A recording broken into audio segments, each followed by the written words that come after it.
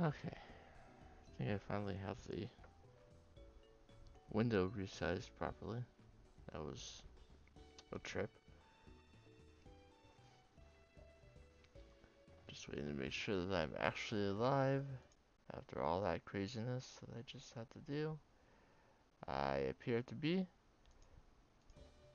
So hello and welcome back to Pokemon HeartGold. Uh, I talked to her by accident. So, my berries, first things first, finished growing. I did pop into the game a couple of times over the past uh, week to make sure that they were growing properly. So now that I'm done growing orange berries, I'm going to put the dowsing machine in that spot. And I'm going to show you why I've been growing berries. So, start up. I'm going to fly myself all the way over to Olivine City.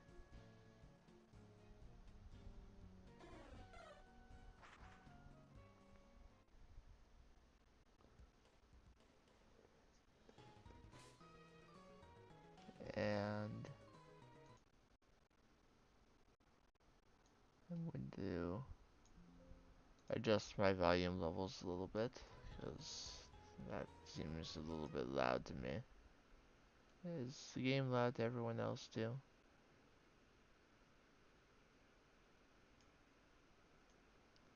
Let's play around with my audio mixer a little bit. What are the things that I should check before I go live? I'll do just right here. And I'm going to ride back up to this farm that we've basically been ignoring. If I go into the building on the right, they'll tell me that their milk goes out everywhere, and if the cow will not give milk, that's a bad thing. They say that Moon needs lots. I guess I do have to talk to the other people first. But thankfully the buildings are connected from the inside. This woman says, our milk even goes out to Kanto, so if Miltank won't give milk, ain't giving me milk no more, it's got famous milks. Give you milk if you feed it lots of berries. Well, I grew a whole bunch of orange berries specifically for this. So now, you have to give 1, 2, 3, got a little healthier, 4 orange berries,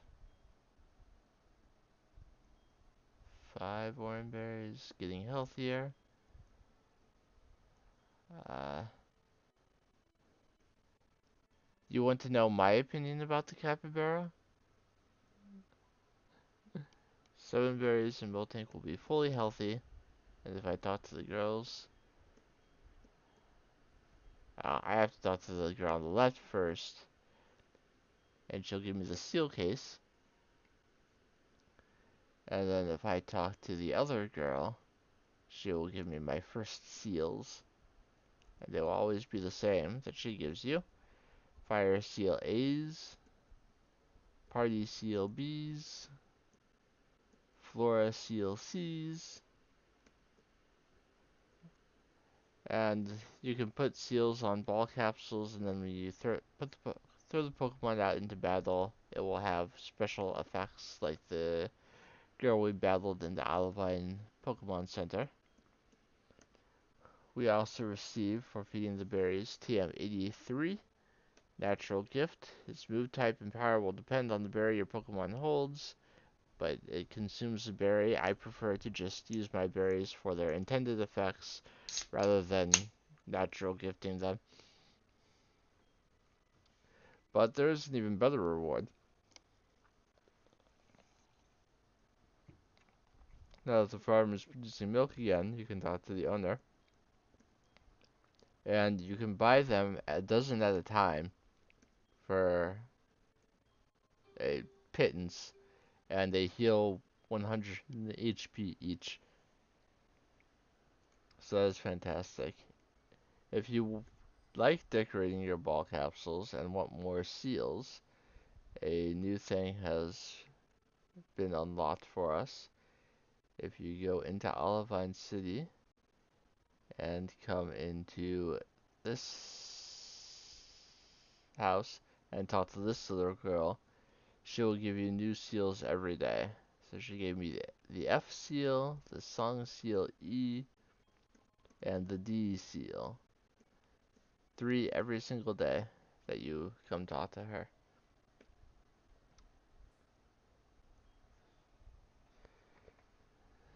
So Argentini is at level 29. It is literally one level away from evolving into Dragonair and allowing me to get my last team member. So let's see how close it is to actually leveling up. 2173. That's a fair bit. I know that the capybara is the largest rodent.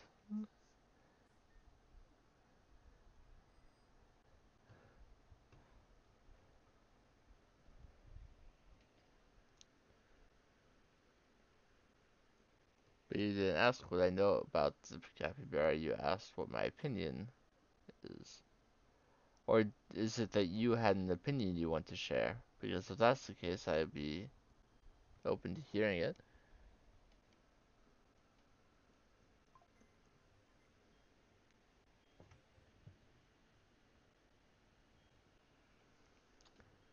I'm playing Pokemon and just got a news alert about why Pokemon cards have become a popular target for criminals.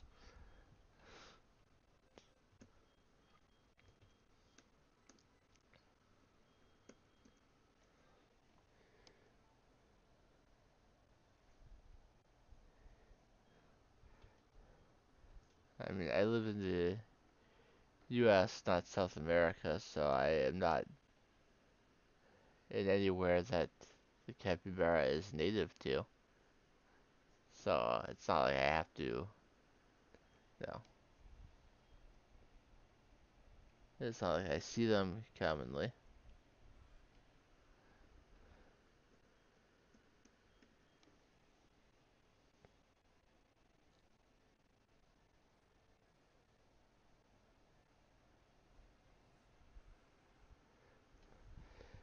I would say that in general I have a positive opinion of them. They tend to be, you know, calm and friendly, which is something I appreciate in animals.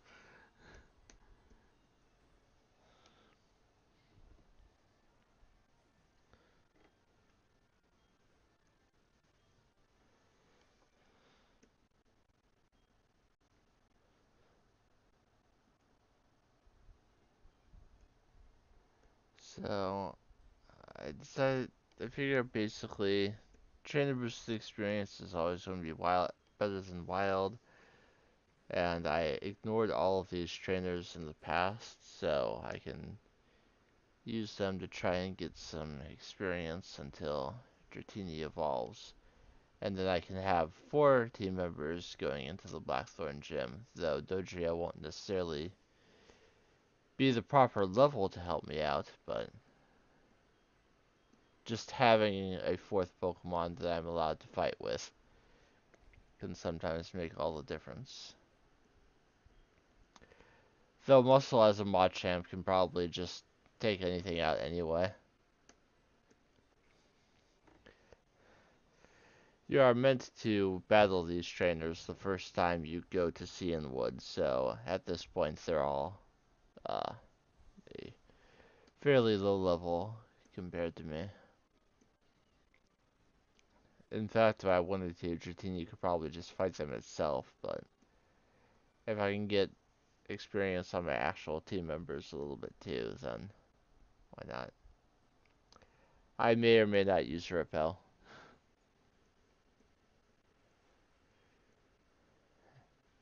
Actually, I should just go ahead and do that.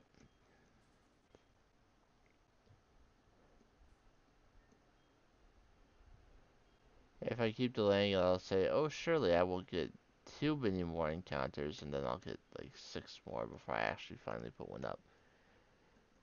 And that's just wasting everyone's time.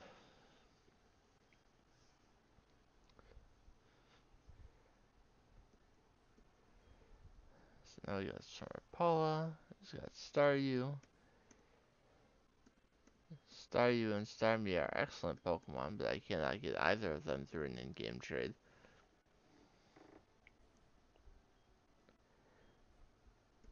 Regrettably. A Starmie with a proper moveset can solo the entire game.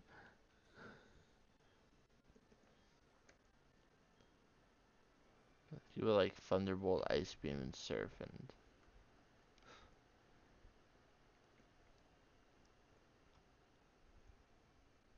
at least solo the league.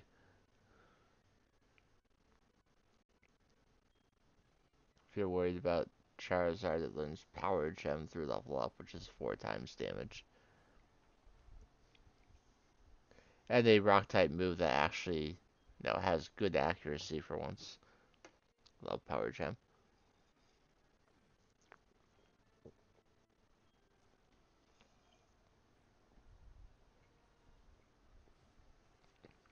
But it's a special move, so most Rock types can't really take advantage of it.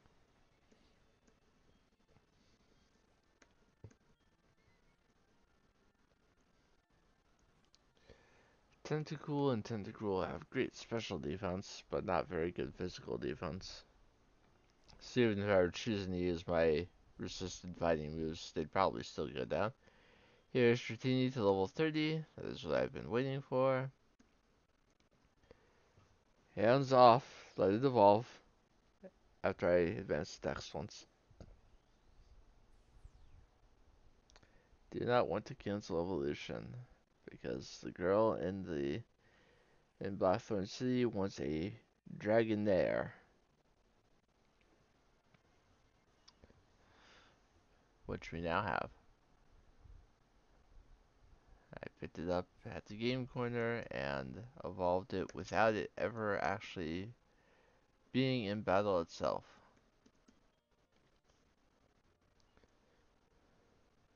So now I will fly back to Blackthorn City.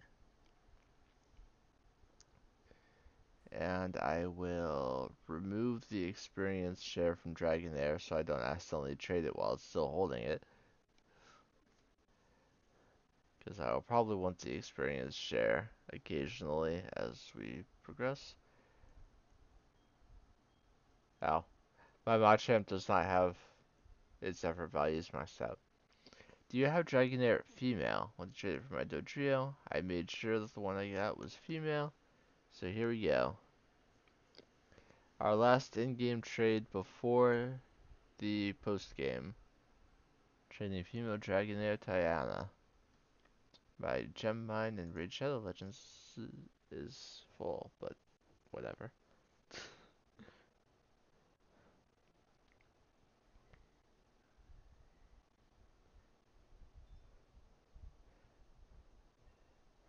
As for that game, just makes me mad now because every ad is for new players only. But whatever. We're here for Pokemon. And we now have Doris the Dodrio.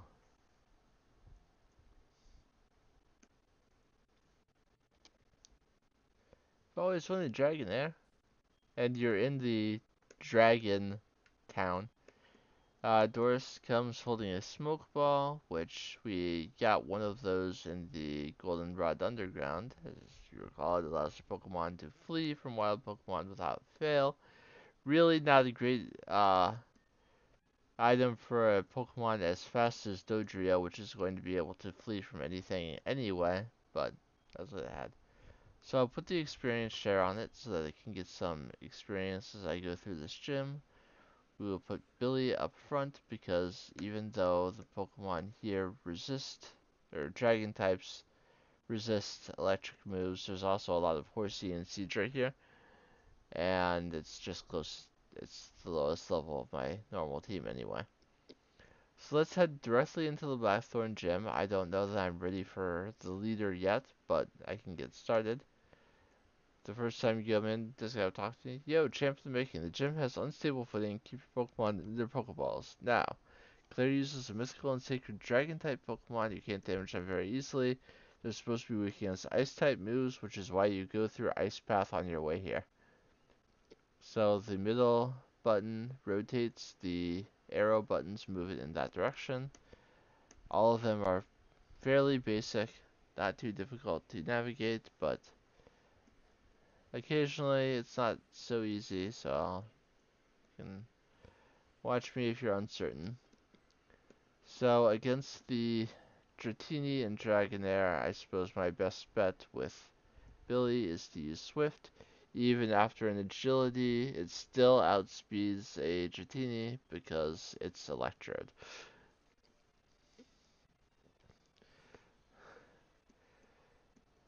And if they all try and use agility instead of ever actually doing anything else, then this will be a very easy fight.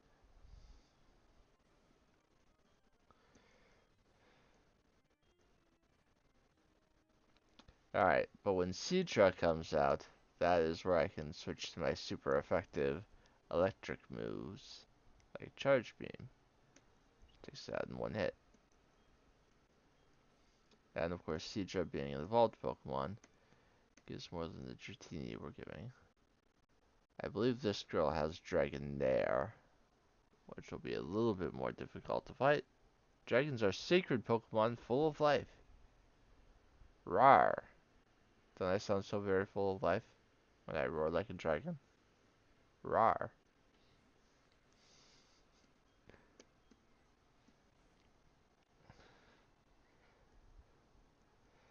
I spent months on this channel slaying dragons, so those ones aren't so full of life anymore. Okay, she does have a Dragonair. Sends that second. Level 37. That's a little scary. I won't be able to take it out in 2 hits. And it's actually willing to, attack me. Still faster than even a Dragonair after agility, though.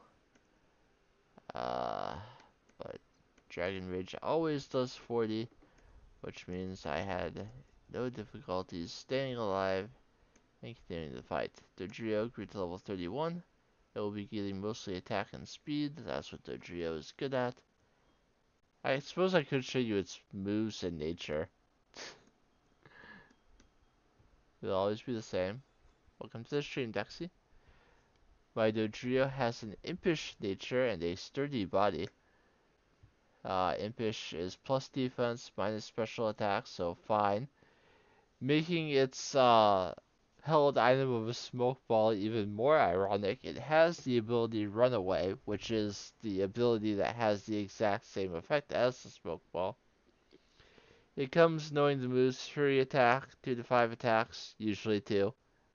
Uh, Pursuit, which inflicts double damage if a foe is switching out, which happens so very rarely in battles in game. It's mostly a good move in competitive situations.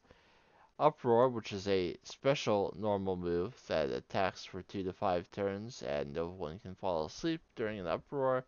And Acupressure, which raises sharply boosting a stat at random. It'll just pick one and go up.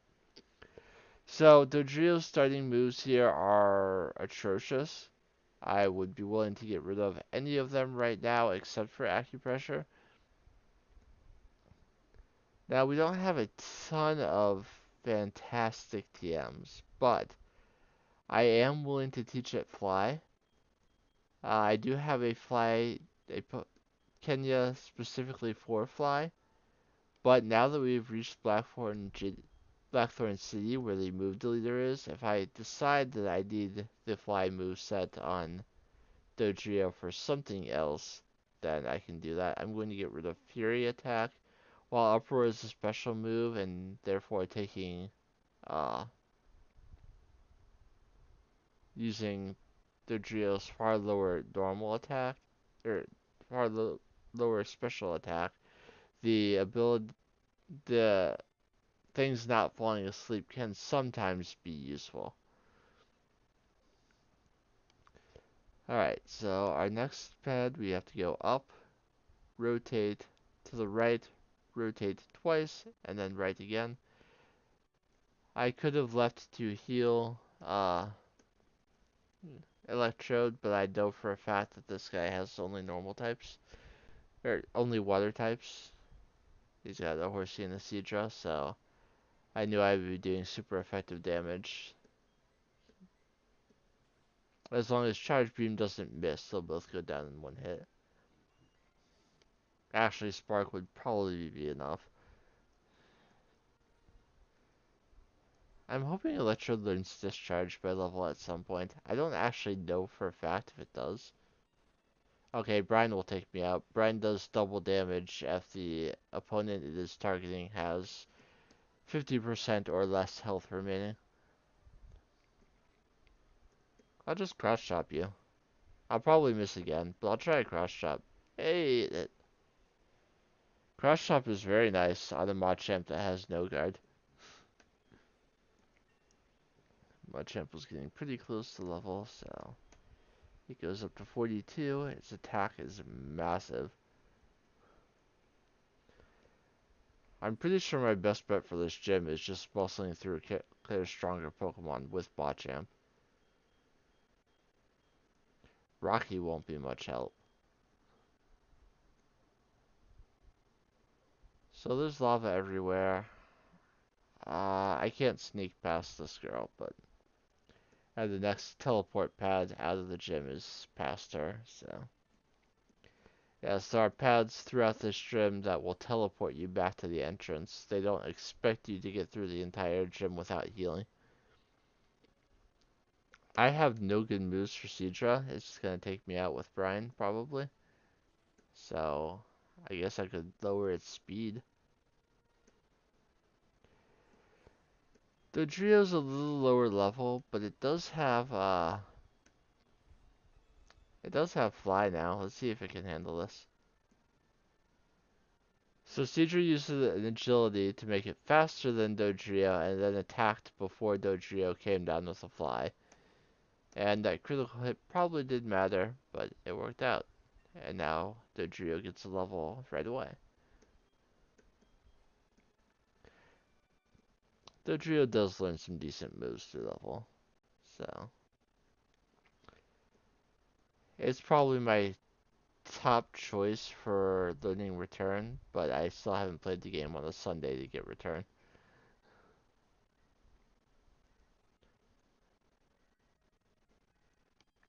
I'm sure my mom will call me plenty during this gym. Age trainers give decent money.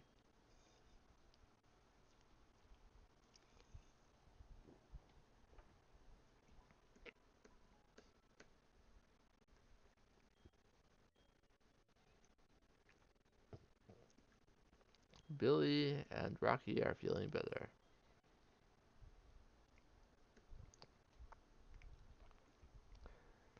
I may want to deposit.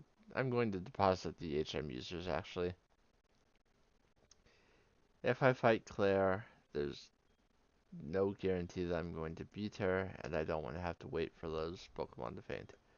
And I really don't need Kenya in my party as long as Dodrio also knows Fly, so. Which means I have 2 slots open for my other HM users, which means I could go all the way to the Pokemon League without having to fly back and switch out my HMs. Which is honestly one of my favorite parts about the in-game trades only, that I have open slots for HM users when I go to Victory Road. Once he's warned you once, you will automatically put your Pokemon away when you uh, start progressing. So Claire has 4 Pokemon. She has a Gyarados, 2 Dragonair, and a Kingdra. The Gyarados is a non-issue because I have a Pokemon with an electric type move. So that's enough for that.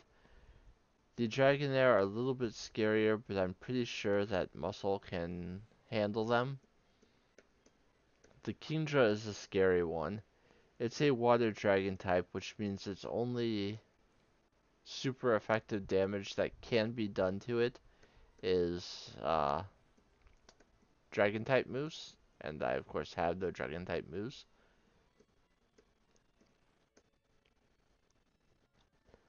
Um,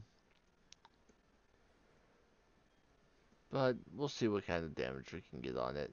It also knows Hydro Pump, which means Rocky continues to be useless. Alright, so this is the last one. Rotate there, and then get it facing to the right. Move up 3 times. Rotate, shift, rotate, up twice, and you're at clear. I don't want to go all the way through that again, so I'll just heal Billy with some of the potions that I have left over. Now that I can buy large numbers of Moo Moo Milk quickly, I really have no need to keep potions and super potions lying around. So, despite I will give Claire an attempt. I will save before it in case it just goes horribly, and I don't think any uh, experience I gain is worth keeping. I will save my game 2 ways, because why not have an extra save? I am Claire, the world's best dragon-type master. Lance! I can hold my own against even the Pokemon League's Elite Four. Do you still want to take me on? Fine, let's do this. As a gym leader, I'll use my full power against any opponent.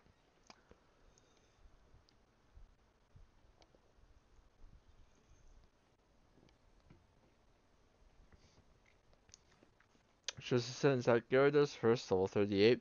It will intimidate me, but I don't care. I'll use a Charge Beam and miss. I will use a Charge Beam and take it out in one hit, and hope that I get a... It survived. Why did it survive? Well, she uses a Hyper Potion, so I have a free turn to try and not miss another Charge Beam. I guess, I mean, I took 40 extra damage, but I did get an extra special attack boost, which means I can do a little bit more damage against this Pokemon before it takes me out. She, of course, sends out Dragonair because it resists my moves. I have 2 special attack boosts on the Swift, so let's see. Did about half. Dragon Pulse will take me out. Dragon Pulse is a special Dragon type move that I wish I knew. Because Rocky is going to be completely ineffective against the Kingdra, let's go ahead and use it against Dragonair. It does though Aqua Tail though, so that's bad, but it's at least a physical water type move as opposed to a special one. I will send out to Dodrio because it will at least outspeed and finish off the Dragonair.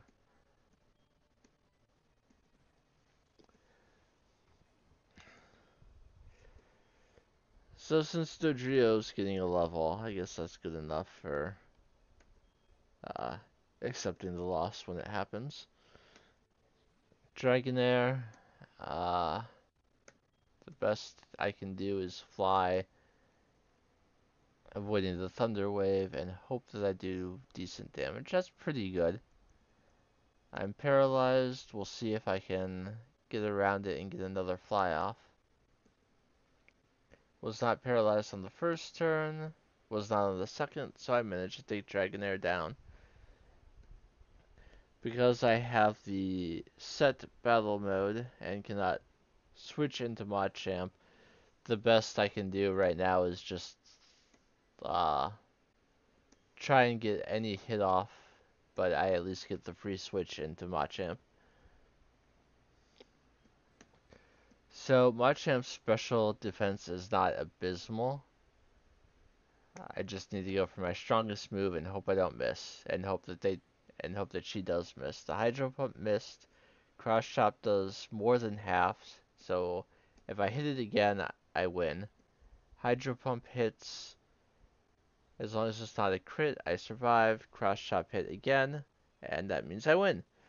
So first try victory against Claire. That does not happen in a lot of my playthroughs, I'll be completely honest. And I did not expect it. So I get money right away. But Claire won't concede defeat. I might have lost, but you're still not ready for the Pokemon League. You should take the Dragon Master Challenge. Behind this gym is a place called Dragon's Den. There's a small shrine at its heart. Go there. If you can prove that you've lost your lazy ideals, I would admit you are a trainer worthy of a gym badge. I don't like being called lazy, Claire. I work very hard.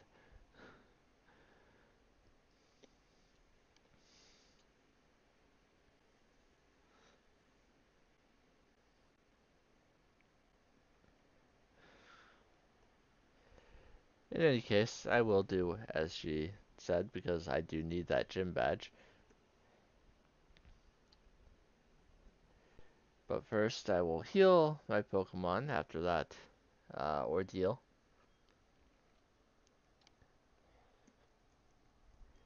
And to navigate the Dragon's Den, I also need Surf and Whirlpool. So I will pull Totodile back out, but only Totodile. I will not pull out Sandshrew. I do not need its HMs to navigate the Dragon's Den, and I want a open slot in my inventory. I did play briefly on a Monday, I think. Did I? I thought I did. Oh, I did, but I didn't actually go get the Sharp Beak. That's what happened. I thought I had the Sharp Beak, and I was going to put it on Dodrio. I mean, I suppose I could put, like, the Bright Powder or the Shell Bell on it. I'll put the Shell Bell on it.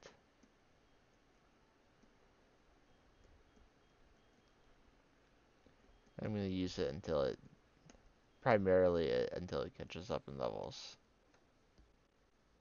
And Billy is closer to a level up than Rocky is. Okay, so as Claire said, the Dragon's Den is behind the gym. If you like EV training, speed EVs, the water behind Dragon's Den, or behind the gym here in Blackthorn City, has only Magikarp, which gives a speed EV. And unlike the Sprout Tower, where if you want guaranteed speed EVs, it has to be morning or day, the time of day does not matter for the water here. It also means you're getting those speed EVs without getting very much experience, because Magikarp's experience yields, to be frank, suck. How dare you enter uninvited? I was invited, actually. Just Claire isn't going to tell anyone that because she is not a kind individual, let's say. Thunder hits flying Pokemon, hits float, hits Pokemon that are in the semi-invulnerable turn of Fly, and I did not remember that this Dragonair knew it.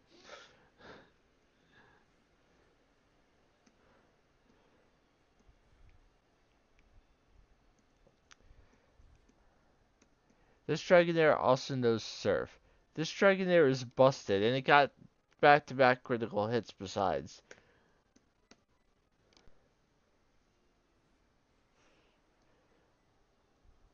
And because I'm now frustrated, I accidentally used Charge Beam when I meant to use Dragon Rage.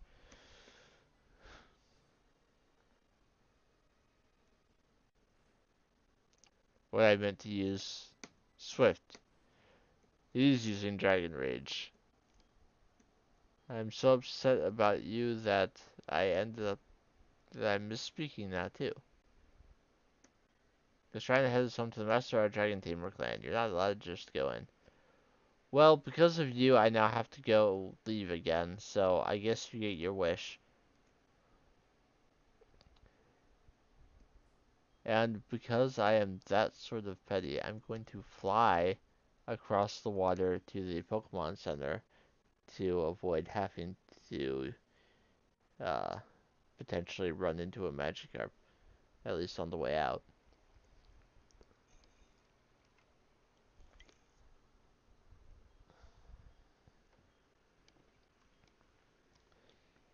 It's because my hands aren't small. I was able to reach all the way across the keyboard.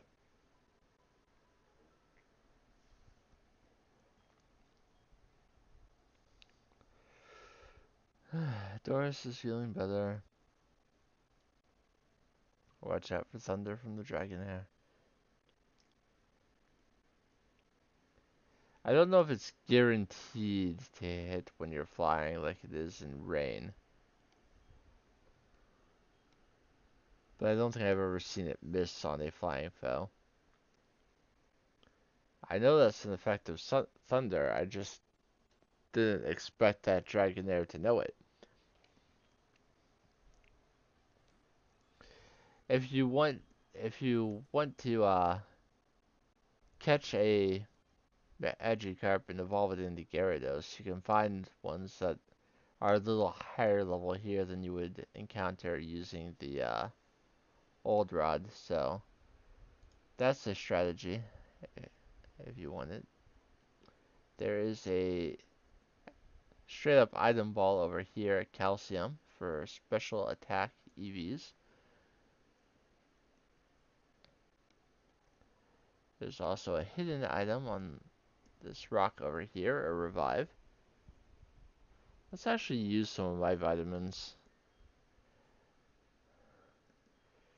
So we saw that clearly Electrode's special attack is not high enough yet.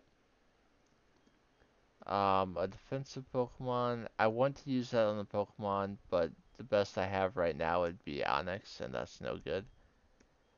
Let's go ahead and boost Dodrio's speed to even crazier heights. I believe I have a couple proteins. I will use one on Machamp, and I'll actually use the other on Dodrio.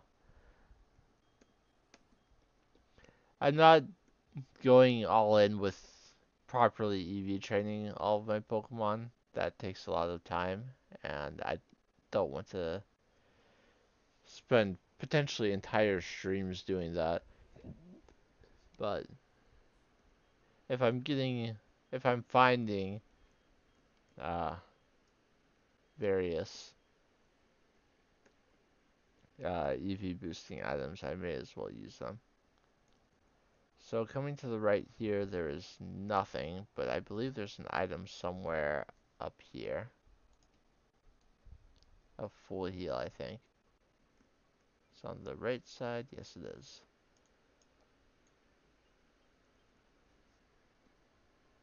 Max Elixir. I think it was a full heal in gold, silver, and crystal.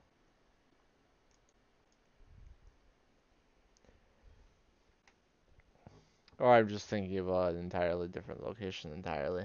That's also possible. So going down here will be nothing. To advance, you actually have to come over this way. You are not required to come up onto this little island here, but I'm not going to leave experience on the table. I'm not going to be coming back to Dragon's Den often. I will, uh, at least a couple times, but not often. Fly takes 2 turns, which means that it takes a little while to use it, but it is by far the strongest move I have right now. If I actually beat the Pokemon League before I enter the game on a Sunday, I can just buy return TMs. So Tri Attack is also a special move, but it's 80 base power, strikes with a simultaneous 3 beam attack, may also paralyze, burn, or freeze the target. Now, I kept Uproar for a moment, but Tri Attack is just superior in every way. More powerful, has a chance of inflicting multiple status conditions, potentially. And it's just fun. It's been known for Dodrio for many times. It's better on Porygon because Porygon has better special attack and also learns it. But it's a nice option for Dodrio to have a If you want your Dodrio to know a special attack, Tri-Attack is the one it should know. Seadra, of course, evolved form, so it did not faint in one hit. It is now flinching me with Waterfall because after agility it's faster. But I hit two flies and it goes down. And I get a little bit of experience, or health back because of the Shell Bell. Is there an item on this rock too? Yes, a max potion. There's one more battle I can do here in Dragon's Den, and it is a double battle with these two children who are for some reason in the Dragon's Den.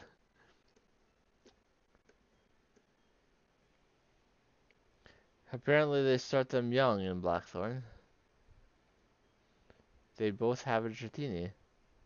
That should be a Dragonair, but I'm not going to complain about not having to fight Dragonair. Swift is useful in double battles because it hits both opponents.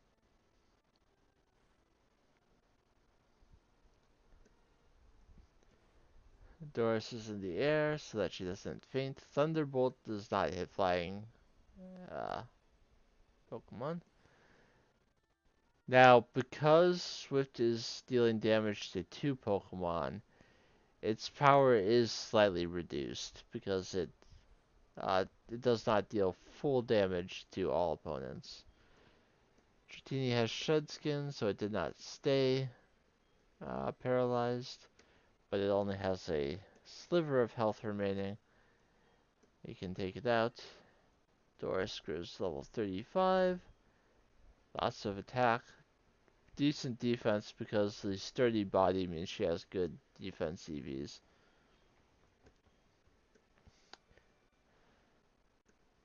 Ouchies. Meanie. Okay. And next to them is another Max Elixir. Which is nice to have those getting late into the playthrough if you're doing like a solo Pokemon challenge. Being able to restore the PP of your Pokemon reliably without having to schlep back to a Pokemon Center. So we will come over here and our repel will wear off. I am once again missing Generation 5, asking me to use another one. I'm going to go past that for just a moment. And I'm going to come up here. And sitting out is the Dragon Fang. That is a held item that boosts the power of dragon type moves by 20%. So, now if you're like using Twister on a Gyarados or something, or you got a Dratini at the game corner and are actually using it yourself, so we'll walk forward automatically. Good to see you here. No need to explain why you came. Claire sent you here, didn't she? That girl is a handful. I'm sorry, but I must test you. Not to worry. You're to answer only a few questions. Ready? Now, you want to say the thing that a good person would say.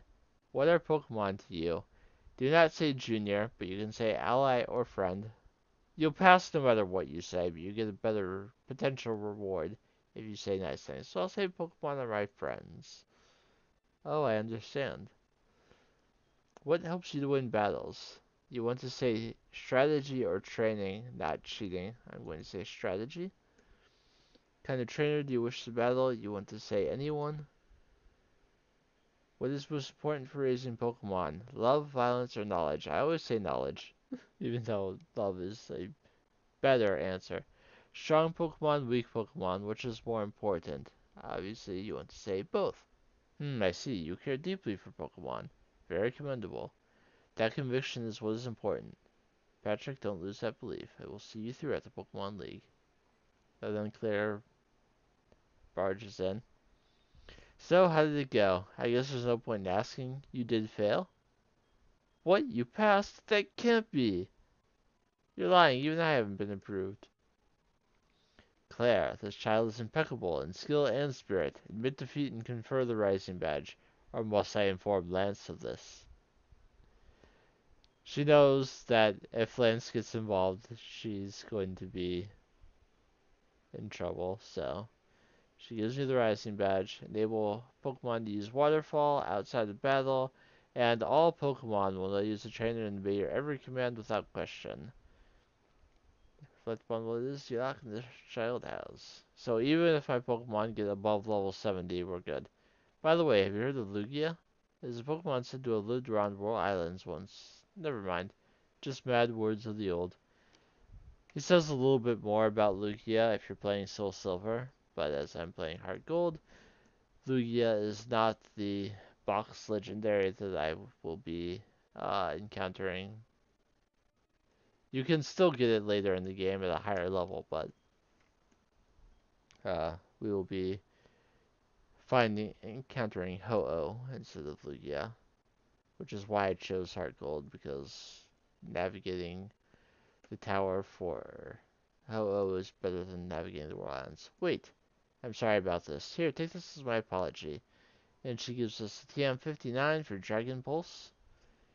Well, Dragon Pulse is a kind of... Never mind. It's huge energy of some kind. If you don't want it, you don't have to take it. What's the matter? If you're heading to Pokemon League, go back to New Bark Town and surf along Route 27. Your face is telling me you have some unfinished business. Whatever you have faced down, don't you dare give up. If you do, I'll feel even worse about having lost to you. Give it your all. Okay. And our mom is calling us again. We'll be there soon enough. So, exit the Dragon's Den. We'll get a call from Professor Elm telling us to come back to New Barktown. He has something for us. But once you have exited the Dragon's Den and received the TM, if you go back and speak to the Elder again, maybe he has something for us as well. I have to use a third repel to make it happen, though. Or accept the possibility of running into wild Pokemon, which is just unacceptable to me.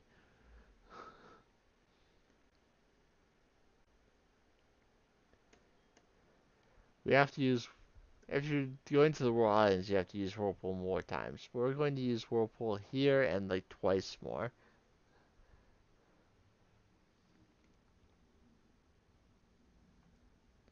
Sometimes the game pauses, and I don't know why.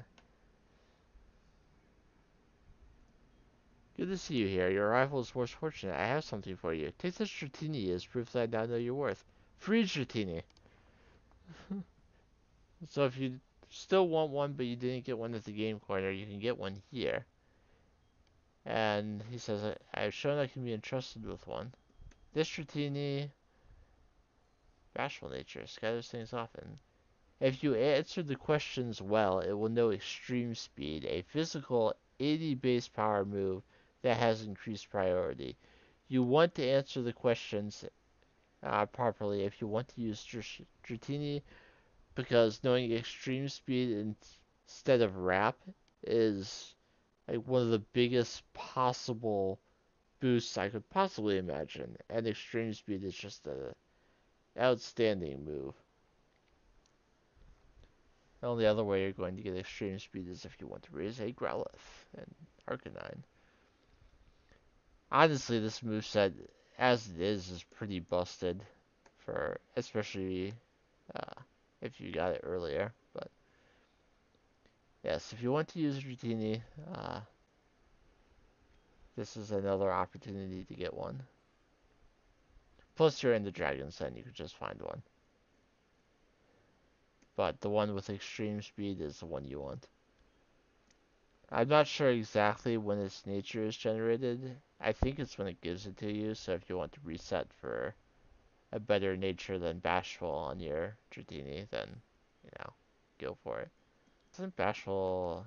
Yeah, it's neutral anyway, which... Some people insist that neutral natures are not very good because they don't boost anything. I actually very much like neutral natures because they don't decrease anything. On some Pokemon, it makes perfect sense what to decrease. If they are strong in either physical or special attacks, you want to lower the other one, but I typically don't complain about neutral natures. So we're back in New Bark Town. We let in front of our house, but we're not going in there. We're going to the... Did you already collect the 8 badges? That's so cool. The professor is waiting for you. You never cease to amaze me. Thanks to you, my research is going great. Take this as a token of my appreciation. And he gives you the Master Ball. Master Ball is the best. It's the ultimate Pokeball to catch any Pokemon without fail. It's given only to noted Pokemon researchers. I think you can make much better use of it than I can. 3 years ago, in the original games, the Master Ball was a prototype, but now they gave it to researchers. I helped Kimono Girls. Waiting for you at the Eclectic Dance Theater. There are no valuable Pokemon left. You wonder who Professor Elm gave the last Pokemon to? So does everyone else. But we just don't know.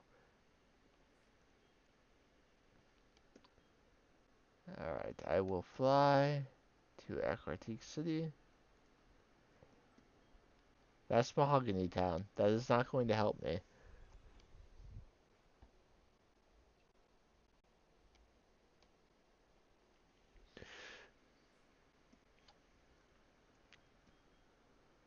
To Eclectic City.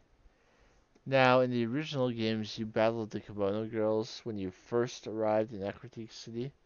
Uh, and defeating them is how you gained the Surf HM. In the remakes, all you have to do to get Surf is you still go into the dance theater, but it's a single rocket grunt that you have to defeat to get Surf. Instead, they gave the Kimono Girls a bigger part in the story and moved the battle with them to this point so that they could make them uh, dozens of times more powerful and make it actually a difficult battle.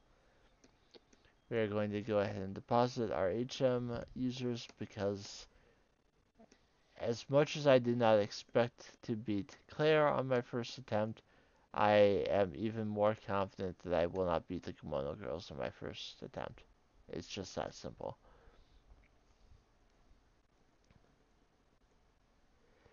Because our mom has been calling us, we know that there are some items for us in the mart, so let's check those out first. We get Cobra berries, Wakan berries, which could be decent on Dodrio, Koba berries, Choice Scarf, which is a held item that greatly boosts the Pokemon's speed, but only allows you to select one move until you switch out. Choice Scarf is an excellent item, and one you want to make sure that you get from your mom before you have her stop saving money for you. So if I try to go into the dance theater, hello rival, how is this possible? How can I lose to your Kimono Girls? You are watching me. Yeah, that's right. I never thought defeating 5 Kimono Girls would be so hard. Got beaten to a pulp. Must have come here for the same reason, right? Don't get cocky just because you defeated Team Rocket. These Kimono Girls are insanely strong. Go ahead, see if you can defeat them, but I'm not going back. I don't want to see you win. So they're at least strong enough to defeat our rival. Which, I mean, we've done multiple times, so it doesn't mean too much. I will go in. Welcome, my name is Zuki. I met you previously in Violet City. In order to bring back Ho-Oh, we needed someone with the right bond with Pokemon. We asked for Pokemon to give this mystery egg to whoever showed true potential. The egg was eventually handed from Mr. Pokemon to Professor Elm and then to you. However, being pure alone will not be sufficient to face the power of this Pokemon. I must test you. Are you ready? No. That is fine. I will wait for you to get ready. I would like to preferably save before I fight them. Now, you do have to fight them all 5 in a row, and you do not have the chance to heal or reorder your team or whatever between battles. So make sure you're ready before you say that you are.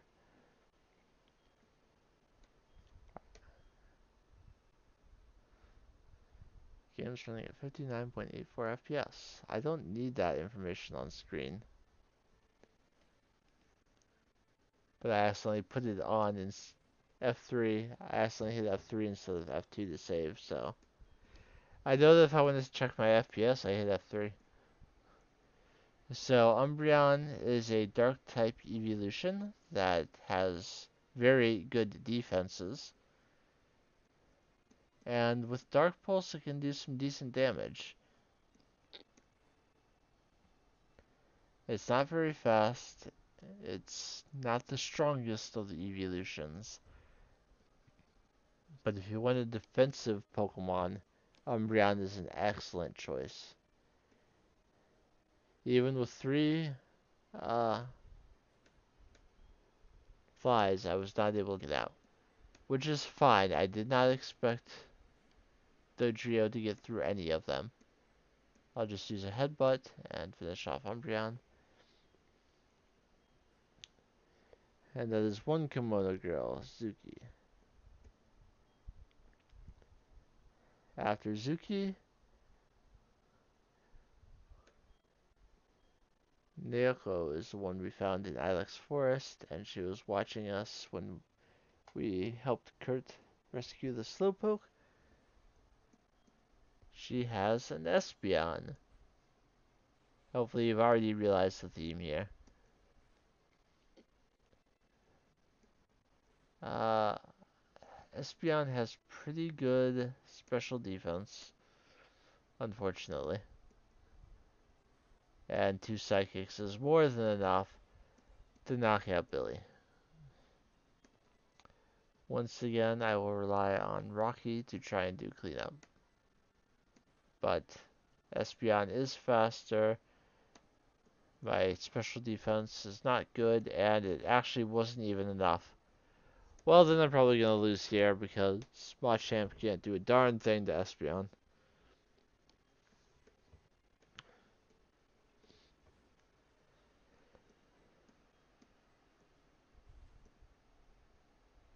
I mean, I might survive 1 Psychic barely and be able to take it out, but there are 3 left, and you have no chance to heal between the battles, so there's no way Muscle is going to take out Flareon, Jolteon, and Vaporeon on low health.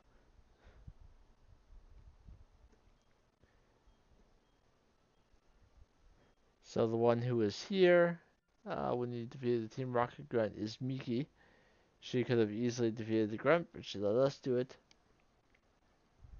She has a Flareon. I quit a grass type run because of this Flareon. Nope, Cross Chop took it out in 1 hit, so I'm getting at least a little bit further. Actually, if Cross Chop hits, I will make it to the last one.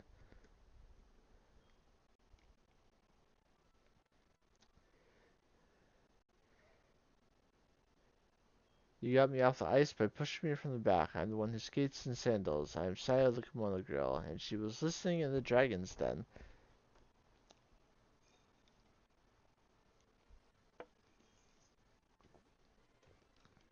She has a Jolteon, my favorite Pokemon, and it will outspeed and take me out.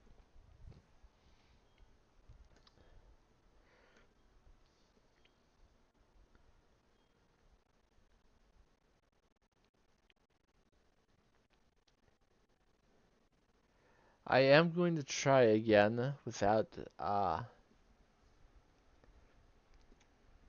leaving. But I'm going to have a bit of a different approach. I'm going to start with you, and then you, and Billy will be the last. I'm going to start with Machamp because fighting is super effective against Dark. So since the first one is Umbreon, I should be able to take it out with uh, Machamp faster. And then we know it can survive a Psychic, so I might be able to take out Espeon as well. And possibly even Flareon. If I don't, then I have uh, Onix's super effective rock moves. It's not super effective against Jolteon, but if it's still there for Jolteon, it can't use its electric moves on me. And then Billy's at the end for a potential matchup against Vaporeon. Cross Chop is strong enough to take out Umbreon in a single hit, despite Umbreon's impressive defenses. And if I lose again, then I'll go do some training. There are a couple routes that have plenty of trainers for me to battle. There's still several between Olivine and Cianwood. There's also the routes south of Blackthorn that also have trainers on them.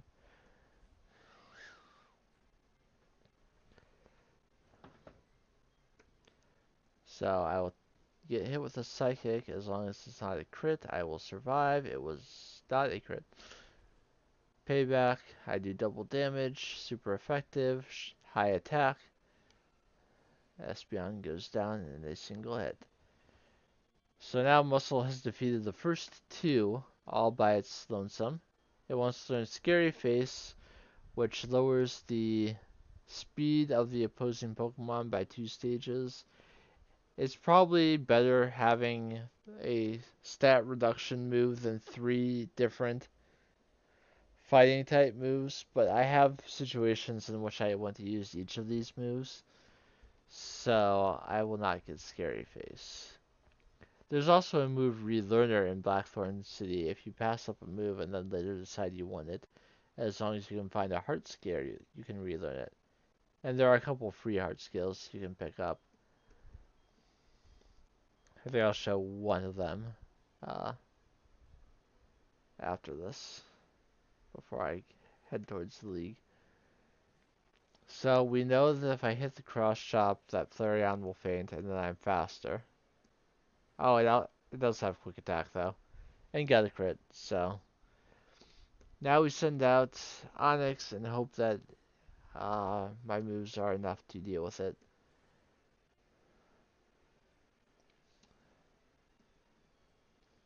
I'm lowering its speed so that if I send out another Pokemon, I'm sure to outspeed. But I'm hoping Rock Throw will finish it. It did not. And another Fire Blast, if it hits, will take me out. Of course. And unfortunately, Doris is up next against Jolteon, which is just horrible. If Onyx were just a little bit better of a Pokemon, then it would have been able to take out Flareon. Statistically speaking, based on challenge runs, Flareon is not the worst evolution, but of these 5, at least is my least favorite.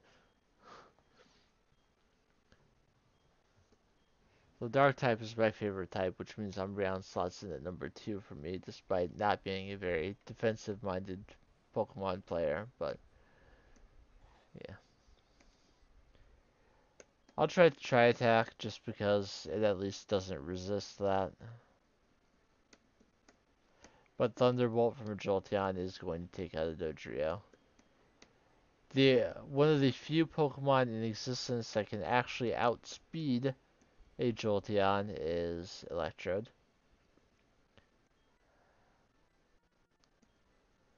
Though after Paralysis, I certainly don't. He's going to be using a lot of Double Team. Because I'm an Electric type, he's not going to be using Electric moves. He can use Last Resort now because he used all of his other moves at least once. And I'm not going to win this without healing myself. Sure, I paralyzed him on the last move, but I fainted. So, Dodrio did not outspeed Jolteon, but it shouldn't have had to. The weak link there was very clearly Onyx, not being able to take out a single Pokemon by itself. So I would say Onyx is the one that needs training the most, followed by Doris, and then Billy, and Machamp did more than I needed it to. But if it survived the Psychic, with a little bit more, Flareon would not see the knockout with quick attack and it wouldn't go for it. So that would be an improvement as well. So because the roots between Olivine and Cianwood are mostly uh, going to be water types, I want to take Onyx out this way. There are going to be some hikers here that have like rock types, and Onyx, I did choose to teach it, let it learn Iron Tail, so it will have super effective moves against other uh, rock types. For the fighting types, they'll also be encountering. They're low enough level that I should be able to take them out anyway. But the fact that a headbutt from an Onyx holding a silk scarf did not take out a level 24 Machop in one hit is a very clear example of how weak Onyx really is.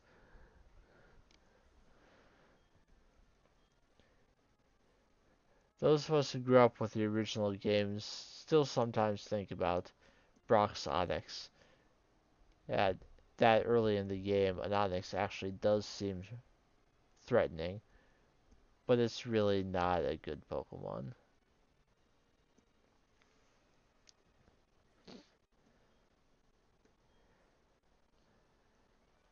But with 2 or 3 levels, it might be able to take out at least Flareon on its own.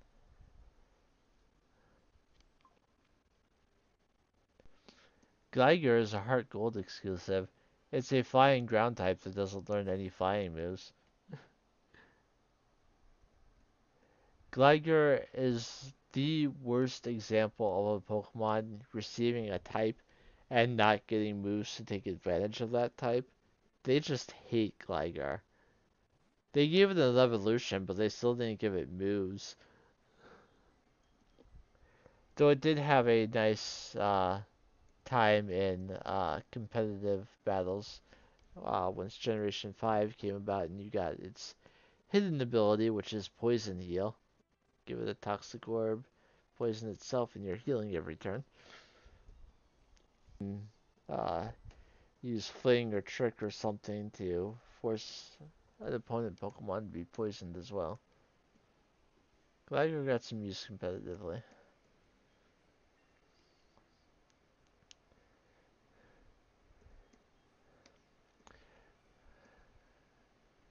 She's level 42, which will help it a little bit. Perry, Hiker Perry, you can battle him on. You can rebattle him right now. It's Friday. And he will give you an iron each time you defeat him. Okay, I'm actually going to go back up to the top, heal myself a little bit, and I'm going to proceed down these routes the way I usually do. So there are branching paths on this route.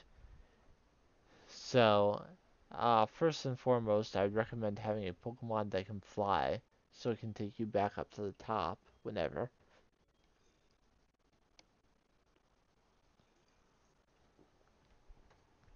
Same thing I do with Cycling Road. Go down one path, fly back up to the top, and then go down the other.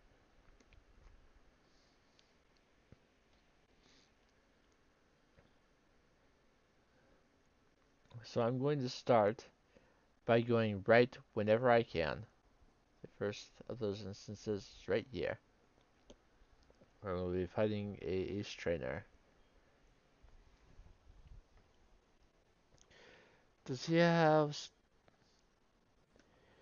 He starts off with Pidgeot, which should be a good matchup for an Onix. But I missed my Rock Throw. At least I only took 4 damage to a Wing Attack. But my super effective Rock Throw is not good enough to take out a level 25 Pidgeot. And it used Sand Attack, so any additional Rock type moves are even more likely to miss. We got Electabuzz now, which I don't have any necessary advantages against it in terms of my attacks, but I can at least not get hit by a powerful electric move.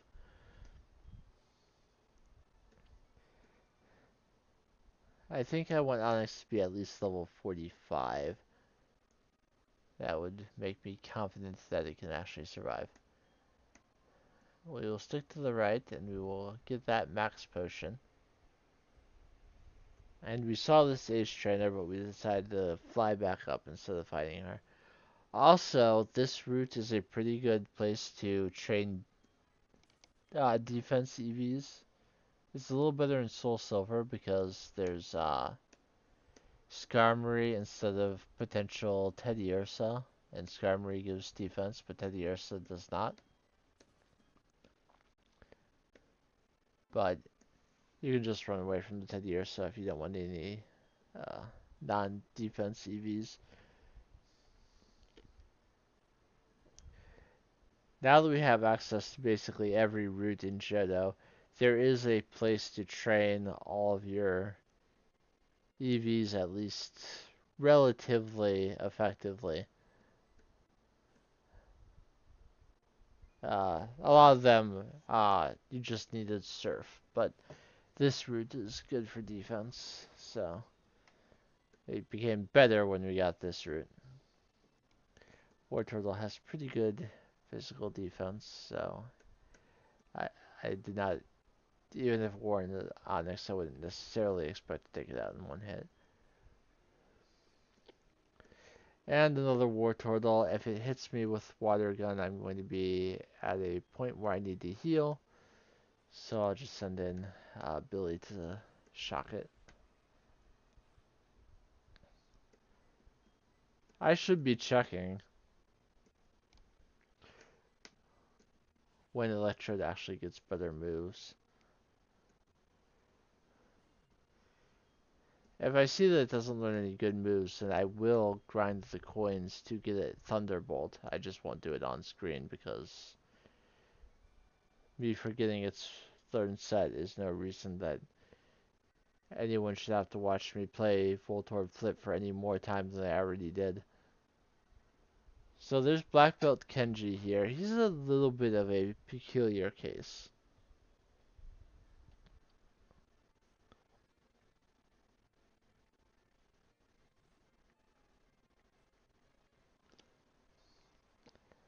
Obviously he has a fighting type. I will switch out to Dodrio to try and fix that. Oops, I hit the Windows key. Just fly.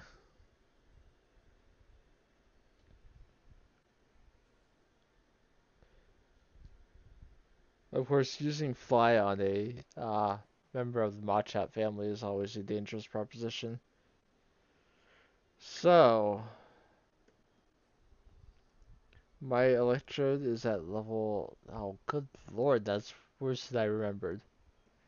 So, Kenji will trade his number and says that his training makes it impossible to chat much. If you call him, I believe it's between 1 and 2 p.m., he might offer a rematch, and if he does, you can get a PP up off of him, but it's not terribly reliable. So my Electro is level 42. It had the chance to learn Magnet Rise at 40. I said no. It learns Gyro Ball at level 46, which is a move that does more damage based on how much slower than your opponent you are. So the fastest Pokemon in the entire game uh, learning a move that does more damage if you're slower than your opponent. And how much slower. That's not a good move for Electrode. Can learn Explosion by level at level 51, which is 250 base power, go boom. And at level 57, it can learn Mirror Coat, which is a move that reflects the damage of special attacks, deals back double damage if it's hit by a special move. And that's it. That's the end of Electrode's moveset. The only electric damage dealing moves it learns are the Spark and the Charge Beam it already has. It can learn Thunderbolt, Thunder, Shockwave, and more Charge Beams through TM. Apparently, you can't even learn Zap Cannon, which is crazy. You can also learn Thunder Wave, but uh, that doesn't deal damage. So yeah, it's done learning damage dealing electric type moves, so I will have to get Thunderbolt off screen. That's just atrocious. So there's another left or right here. I'm going right whenever possible on this pass.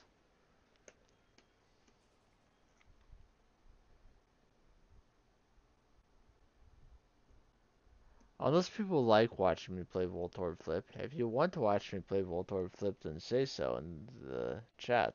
But otherwise, I'll just do it off screen. I might start during my break instead of breaking play Voltorb Flip. Yeah, Iron Tail is another move that Onyx has. It's not very accurate, but at least lets it deal with other rock types since it didn't learn a ground type move to do so. I mean, Sand Tomb was an opportunity, but no. Sure, Graveler. My Iron Tail missed. Make it easier on me. He also has a Golem. Golem's a cool Pokemon. Criminally underrated. It's building up a rollout, but even turn 5 won't do much to me. I just have to hit one more time. Hiker Michael defeated.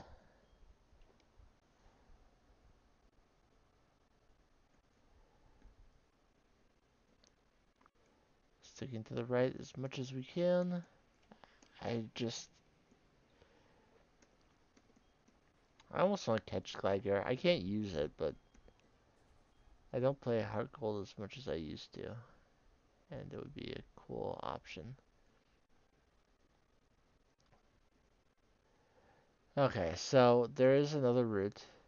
You can actually access this route much, much, much earlier because you can go through part of the Dark Cave to get here. But I typically don't end up exploring this route fully until I can go all the way. As you can see, the Geodude here is level 13, which tells you that you should have been here a while ago. And because they're Geodude and I'm Onyx, despite the 30 level difference between us, a Silk Scarf boosted Headbutt is still not enough to take them out in one turn. So I will bank on Iron Tail hitting so that I can take them out in one hit. Even if one misses and they use Defense Curl, I will still take them out in one hit.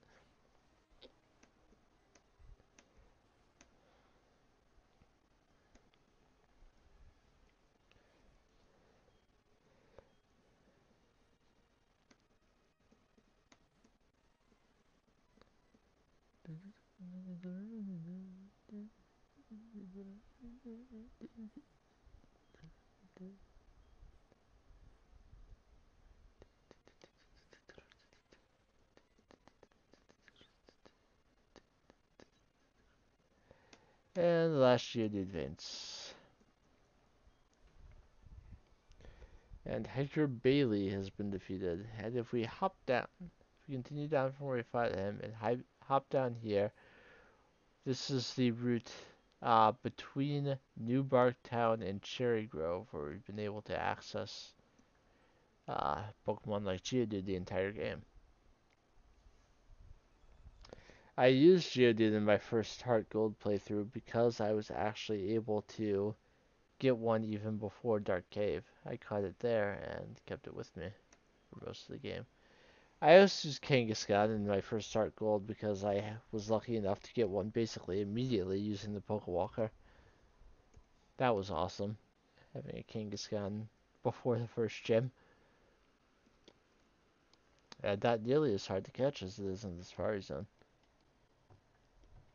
Community weeks, 7 days of freebies. Cool.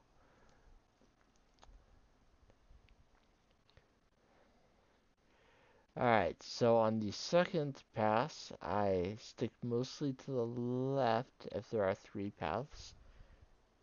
Now, we already battled that guy on the first time.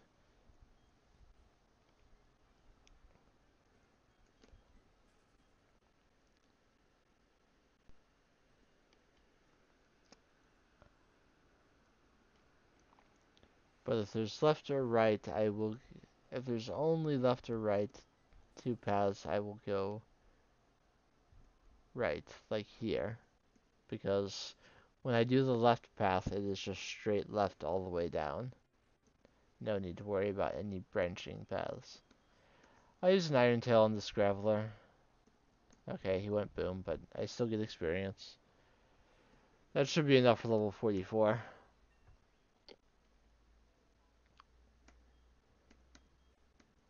And like I said, if it reaches level 45, that's 2 damage rounding thresholds since I last fought Flareon. I think I would be able to take it out in 2 rock moves at that point. Sure, it may still Fire Blast me. I was a little annoyed in the previous attempt when the Fire Blasts did not miss. But I'd rather win because I was able to do damage, not because their moves hit. Now, I don't care that Claire's Hydro Pump missed. I'm not going to reset for that, but... Okay, I've not battled this trainer yet. Why do I climb mountains? Because they're there. Why do I train Pokemon? Because they're there.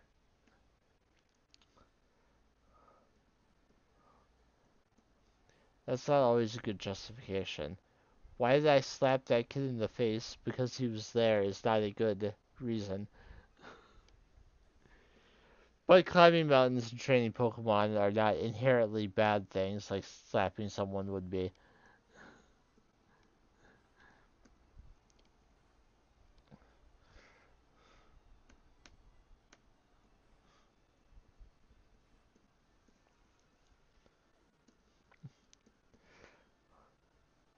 Why did I not knock your Pokemon out?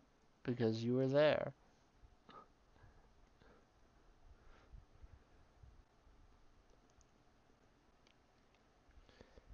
Okay, so this is where all paths lead. Hey, someone followed me back on Duolingo. That was nice of them. So there's a not, doesn't have to be, but can be double battle here. If you run between them, then it will be a double battle.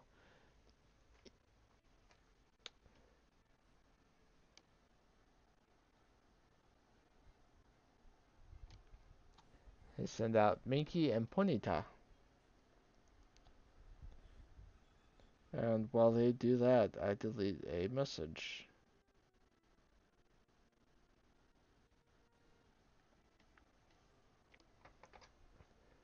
Okay, so I will throw a rock at a horse, and I will fly into the air. Critical hit, super effective. That's the screw you in particular of Pokemon. A super effective move mean critical. I will just headbutt the Oddish and hope that's good enough. And let Dodrio's fly take care of Minky.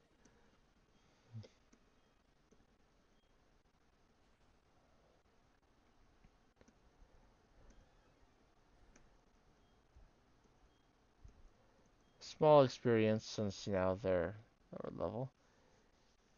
Erin is one of the people you can rematch. She gives you calcium when you battle her.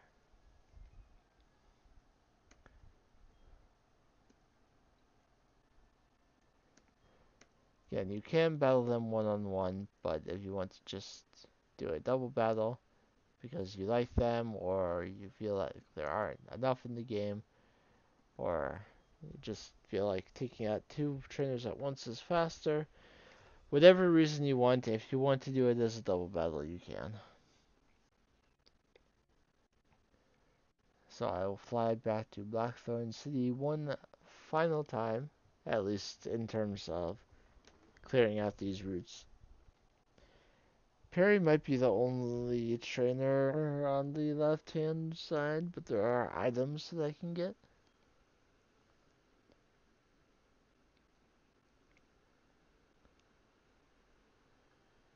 I'm not sure that Perry's the only trainer, but he might be.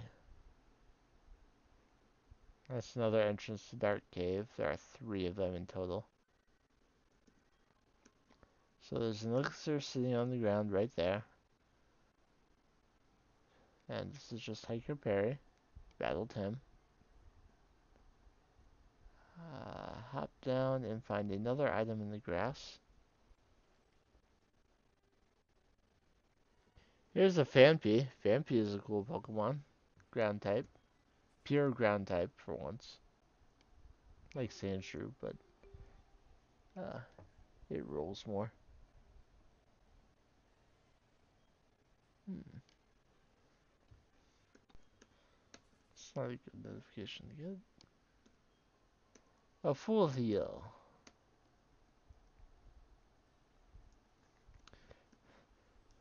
By this point in the game, if you want to buy an item and you're just like a couple hundred short, sell status healing items that are not full heals because you get so many full heals in this game. They just throw them at you. I could also go to Union Cave if I needed more trainers. I battled the extra trainers that are there. Oops. And another item just laying out here, a nugget. Of course, if you have extra nuggets laying around, sell those first. Another item laying on the ground here, a revive. Also, if you come up right here and check there, there's a hidden PP up.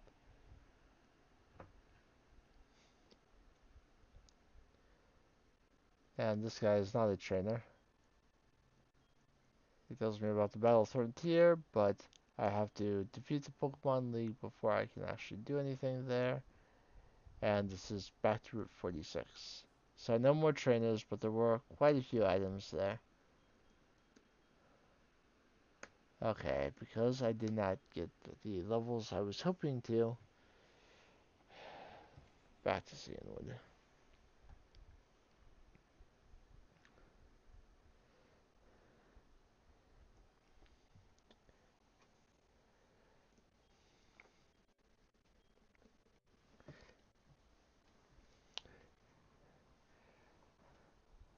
I mean, yes, getting Machamp some levels so that it survives Psychic better would also help me. But if Onyx can actually do something worthwhile, get through at least one Pokemon itself so I don't have to send out Dodrio against Jolteon, that would be nice. Okay, so here I am going to in fact use repels because please don't make me not use them. I don't have Totodile with me.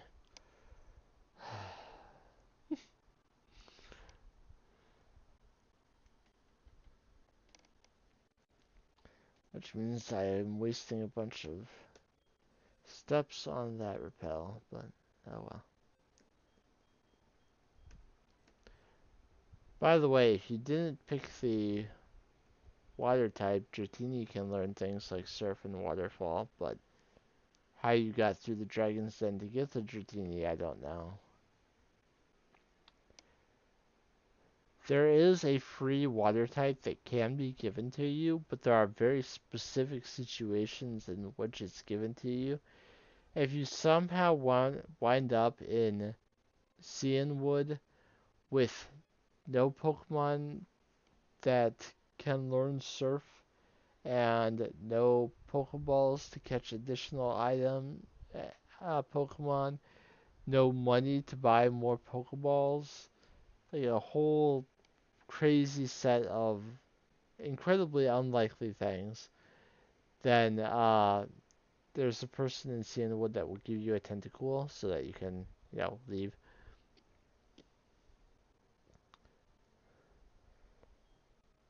It's basically a foolproof Game Freak put into the game so that you can't randomly get stuck on Cianwood.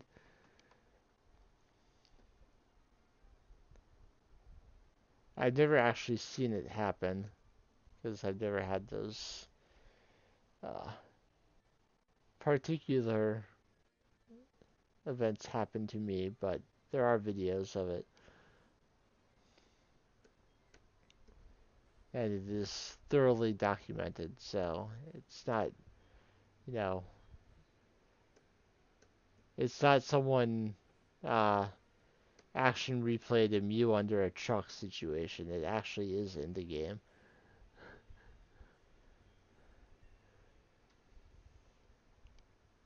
Alright, Onyx has reached level 45. That is 2 damage rounding thresholds above where it was when it last battled uh, Flareon, plus, just more attack overall. So I should be able to take out the Flareon with Onyx, assuming that Machamp does not survive to do it itself.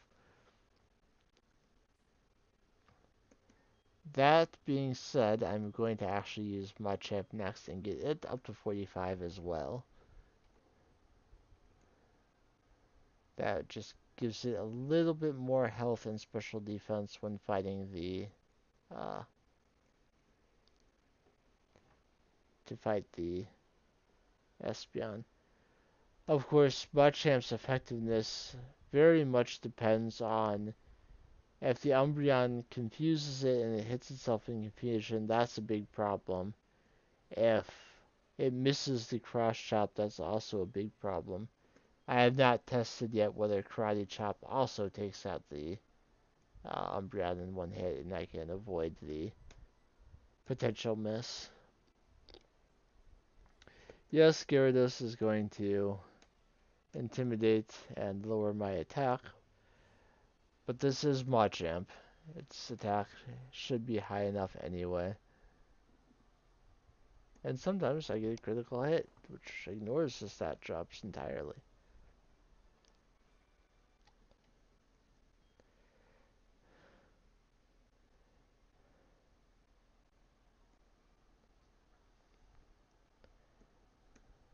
Need to rest, just tread water. You get breath back so you can keep on going strong. I just want to stay out of the water in general. I know how to swim well enough to, keep myself alive for a time. Not necessarily, forever or in dangerous conditions, but in general conditions for a certain amount of time, I could keep myself alive. But I would not say I am a strong swimmer.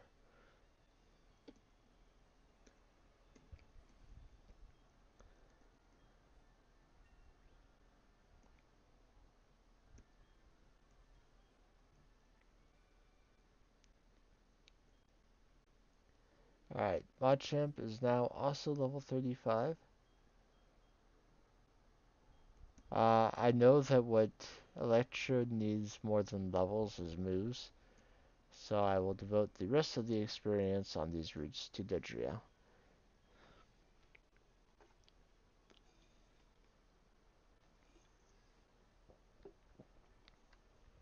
If I find myself in a situation where I have to use Dodrio against Jolteon, some levels may make it faster.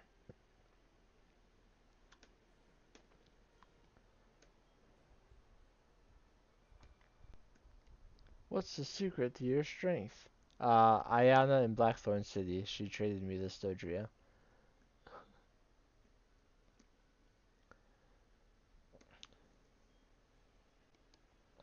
Yeah, there's actually a decent number of trainers that I left here uh, before.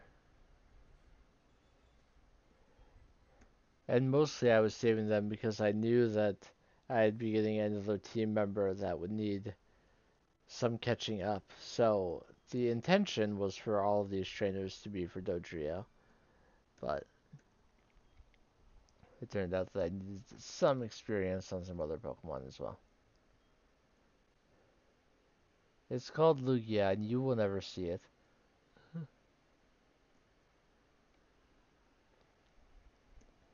And then Staryu gather near the water surface. Yes, Staryu is typically found at night.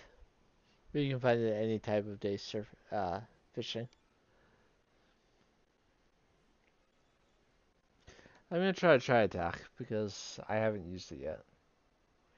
Though Tri Attack is kind of a move where you want battle animations on. So that's a fun animation.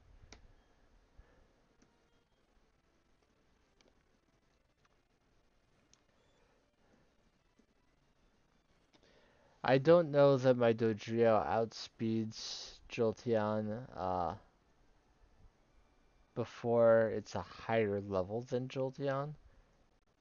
I don't have.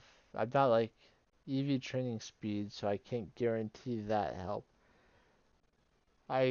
Could look up what the Jolteon speed is. There are resources for such a thing. You can check base the stats of Pokemon you encounter in the game.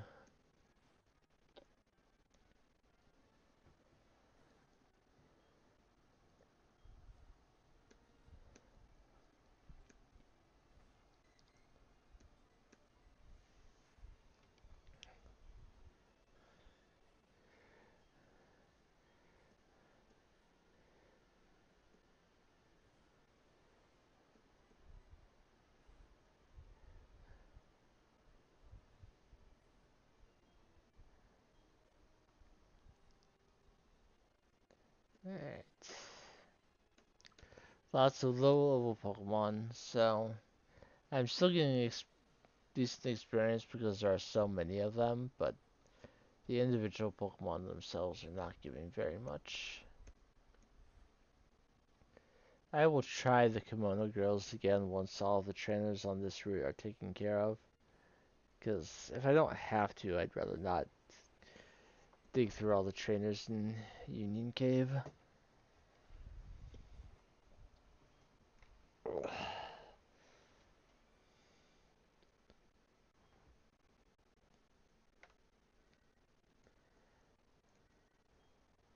Alright, the repel wore off.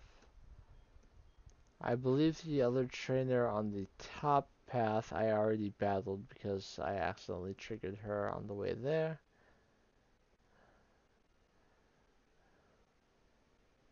So then go through the middle here. And the only trainer there was this one. So if I go south now and double check that there's no other trainer over here. There's this girl, but I battled her before.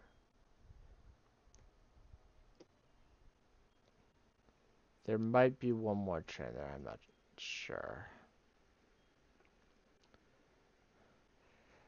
Sometimes when I am doing a playthrough where I care about what EVs my Pokemon have, I pull up a page that has all the trainers and what Pokemon they have so that I can make sure that the right Pokemon is fighting them, but as I'm not doing that this playthrough, I'll just use Fly on Seal.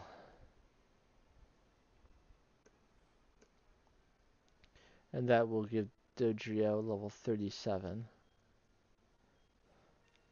So a couple levels on Dodrio, a level on Machamp, and a handful of levels on Onyx is what we're taking into our next attempt against the Kimono Girls.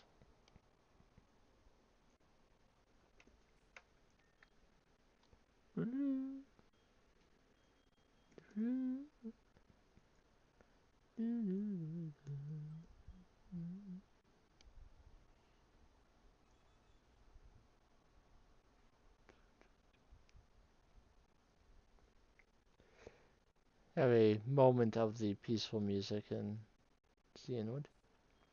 So once again, Muscle goes out front. I am going to do a uh, save state before battling them and check if Karate Chop takes out Umbreon in one hit. And if it fails to do so, go ahead and reset.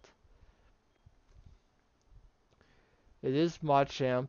It does have the black belt equipped to boost the power of fighting type moves. So, despite Umbreon's impressive defenses, Karate Chop may be enough. So I drop a save state and try again. Because if I can take it out with the Karate Chop, that is slightly more consistent than relying on Cross Chop to hit. Vital Throw is guaranteed to hit and is a little bit stronger than Karate Chop, but still dangerous. It's either a speed tie or I outspeed. I did not heal. That's a problem. And Karate Chop did not take it out. So, and I'm putting myself in confusion. Okay, reload the state, go heal, and use Cross Chop.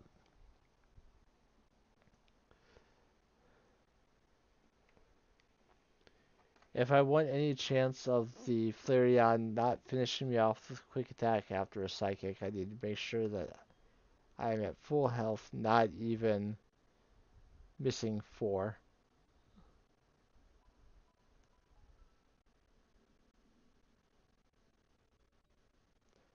Part of me wonders if the Quick Claw might be a better item, because I don't really need the boost to fighting type moves if Karate Chop won't take out Umbreon anyway. Cross Chop will without the 20% boost, I'm pretty sure. And it would give me a chance to outspeed and take out the Espeon before it damages me.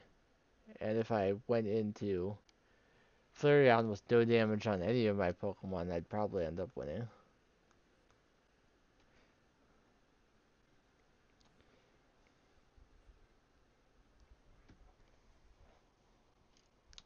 Vital Throw, while more powerful than Karate Chop and maybe a one-hit KO, it is a decreased priority move. Alright, it's probably a speed tie, it looks like, against Umbreon, since sometimes I go first and sometimes I don't. But if he uses Confused Ray, I break through the confusion and hit the Cross Chop, then I always win. That's 3 things that have to happen, but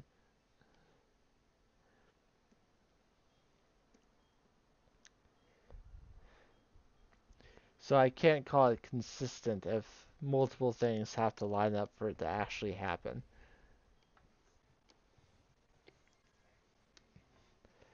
All that needs to happen, there's only one thing that needs to happen for me to defeat Espeon.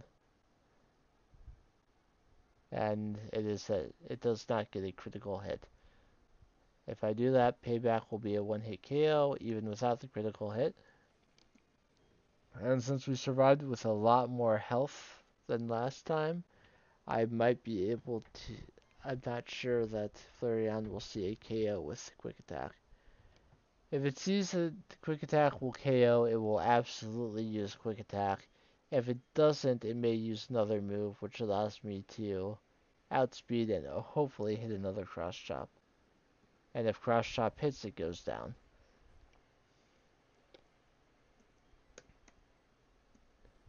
It did not see a KO. Cross Chop hit, so we are through 3 Pokemon, having only used 1.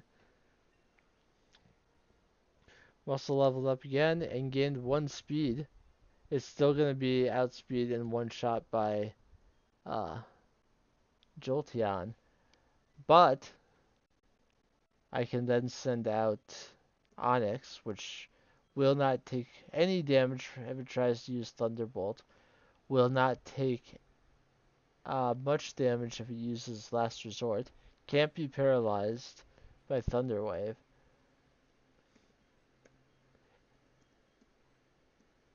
And if I'm fortunate enough to hit a Rock Tomb or 2, then uh, I might be able to outspeed it with Dodrio. And I accidentally sent in Billy instead. That is a big, big, big mistake I just made. I should have swapped immediately into Onyx. As another big mistake that I should not have made. I should have swapped immediately uh, to block the Thunder Wave. If I can manage to hit enough Rock Tombs, then I can still win this.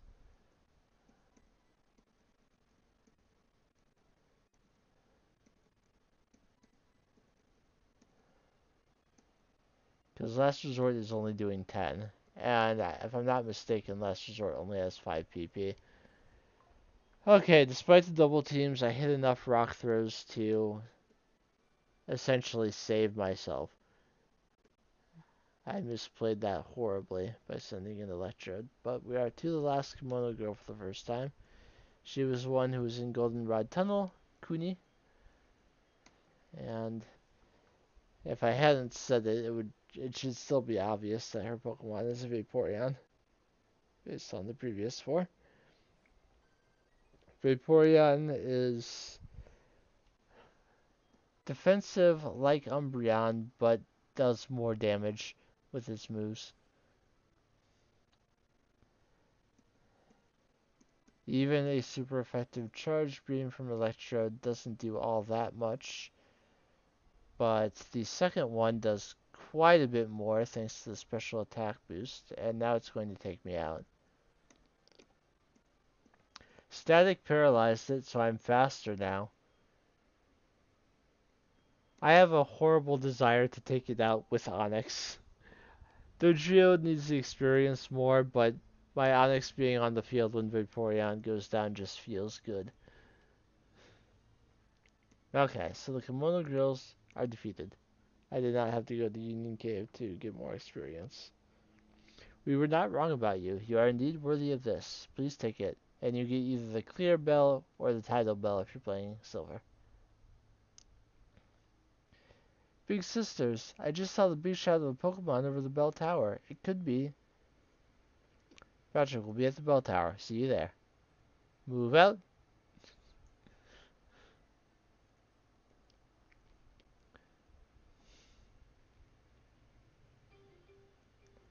Okay, you do not need any HMs to navigate Bell Tower, which is why I prefer HeartGold to Soul Silver. Also, I played HeartGold first, so I got HeartGold on launch day, and then did some extra work to save up a little money so I could get Soul Silver as well.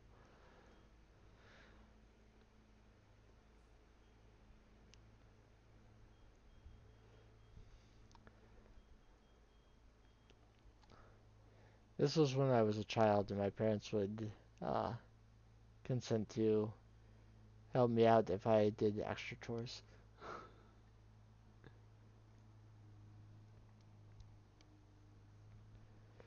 So this guy, uh,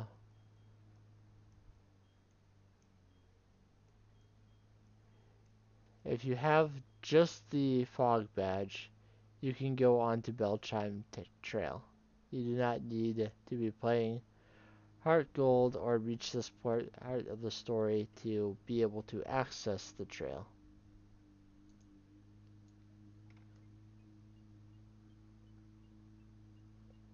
Bellchime Trail is one of the most beautiful locations in the game, especially at times when the day is changing from day to night, especially here. There are also mushrooms sitting along the trail.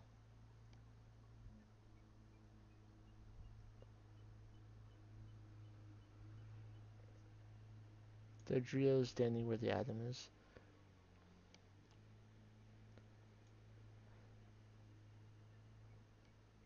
There's no music here on the Bell Chime Trail, but that just adds something to it in this particular case rather than taking away.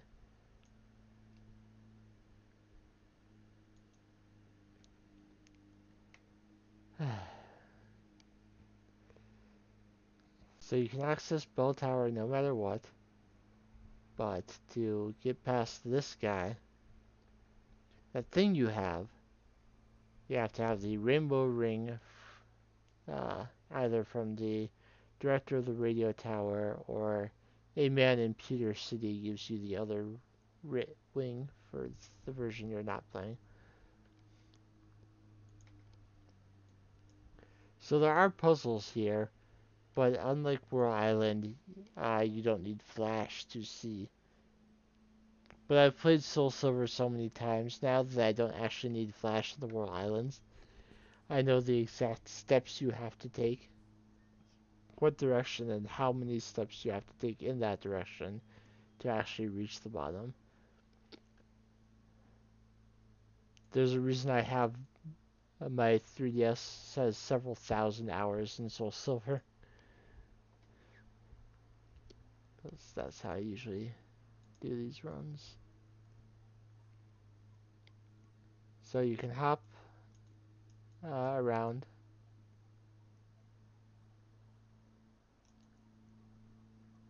There are visible items on the ground, and there are also hidden items.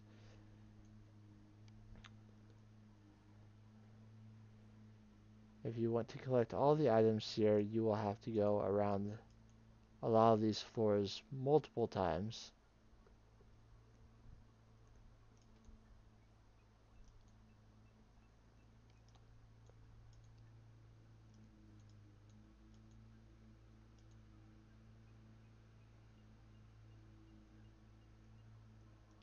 There's a max potion hidden there.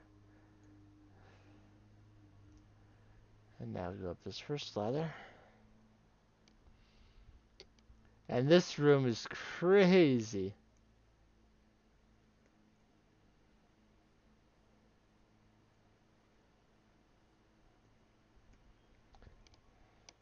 That way will take you straight to a ladder and a PP up. But if you go up this ladder, you find that there's no way you can go from there. But you can get back down the ladder if you end up going that way that takes you to it.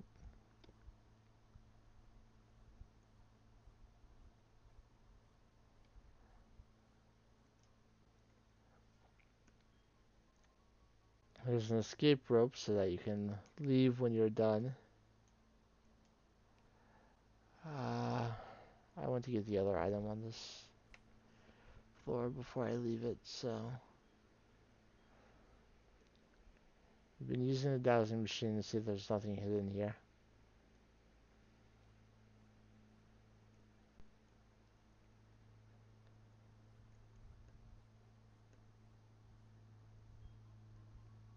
It's just an Ultra Ball, but I still wanted to get it.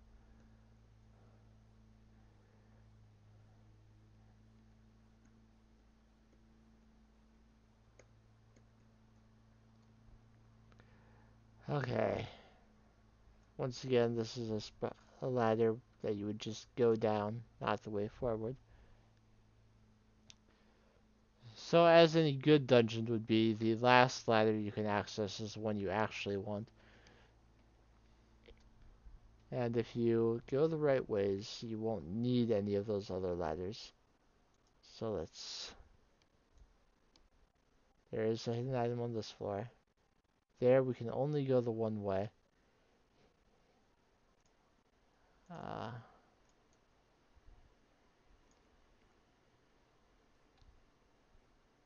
I want to get into the middle for an item.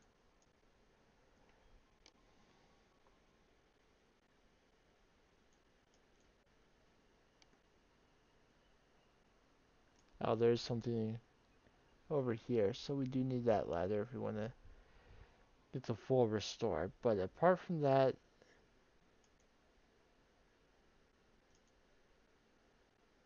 no other hidden items on this floor.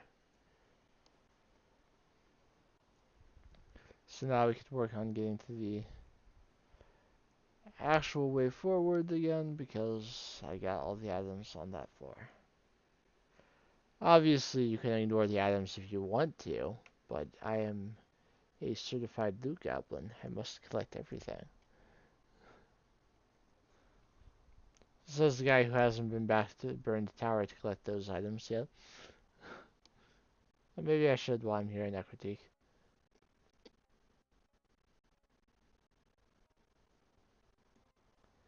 Alright, so I will get myself into the middle, which doesn't actually help me. Screwed up. It had to happen once. Essentially the last significant puzzle I have in the game. I gotta get lost once. Because Kanto in general, especially the areas that I actually intend to explore, is a little easier.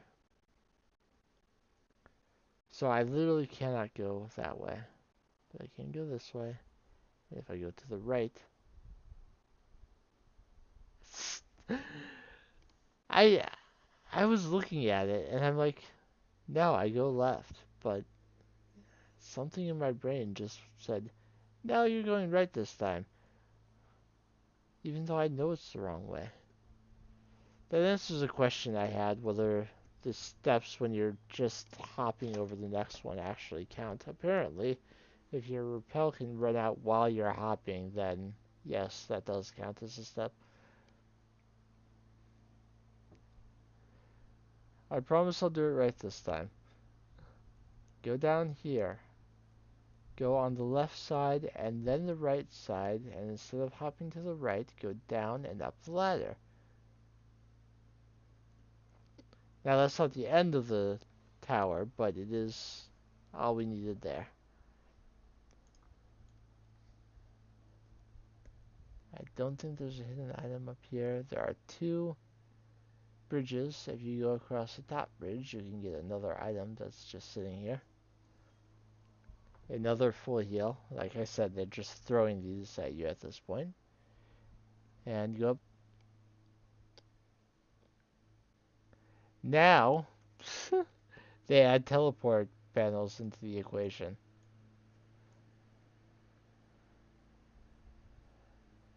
I think you ignore the first one. I think. Come down here and take this bottom one. Takes you over to the bridge over here.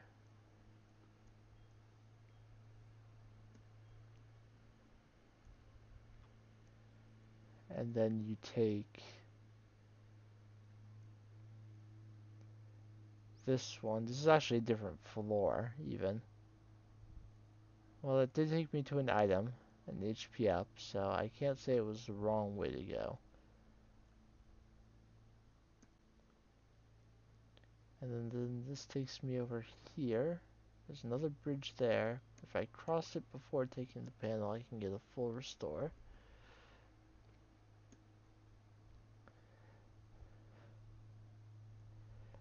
Okay, there's some items left behind, but this is the way up.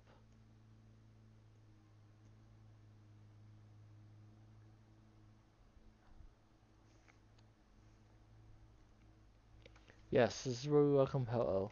When the dance we practiced for many days becomes one with the sound of the clear bell we entrusted to you, then Ho-Oh shall come down from the great arch of the sky once again. And this is why the DS games are cool.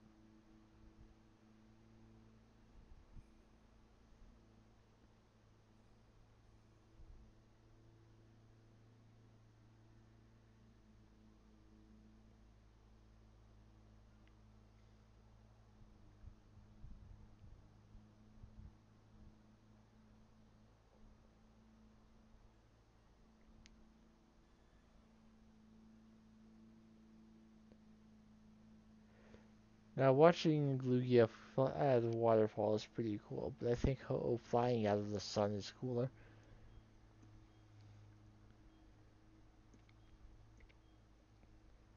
Ho-Oh must have been waiting for someone like you all this time, wouldn't you agree? And she stands aside. I will make a... I will make an honest attempt to catch it with the balls that I've collected along the journey. But I will not use the Master Ball. And if I take it out, okay. Shao. Ho-Oh is a legendary fire flying type Pokemon encountered in HeartGold at level 45.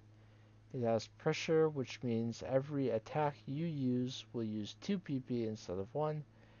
And it knows Fire Blast, which will cook a chicken real quick. I'm going to try Spark. It does less damage, but it has a chance to paralyze it. And I would really like Ho-Oh to be paralyzed, so I'm going to make any attempt to catch it. I survived with 1 HP. Sacred Fire is a even more powerful move than Fire Blast. I don't think I'm winning this battle. I don't think I'm going to be able to catch it. Fire or rock moves do 4 times damage, and I do resist the Fire Blast, but with Onyx's attack, Ho-Oh is very close to no health. I did not get the paralysis. I will try an Ultra Ball. Ho-Oh and Lugia have now the sort of catch rate you would expect from a legendary. It does have extra sensory, which is a psychic move,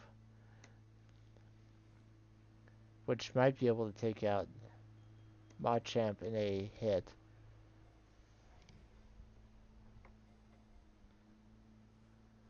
I haven't gotten even a single shake out of either of these.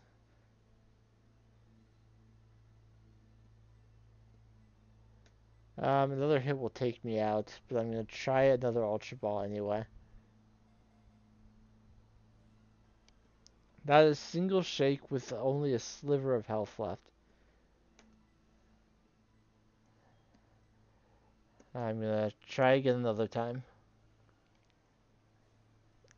If you defeat your box legendary, then after defeating the Pokemon League, you can come back and try it again. If that is what you believe, we will not try to convince you otherwise. Still, if you want to see Ho-Oh once more, perhaps you can come back here after everything has been settled. In this game, if you knock out a legendary Pokemon, go defeat the Elite Four, come back, and it will be there again.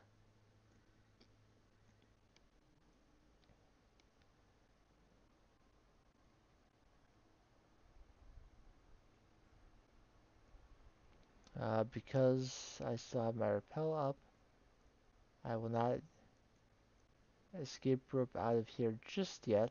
I will try some of the other teleport panels and see if we can get the other 2 items I can see on the ground.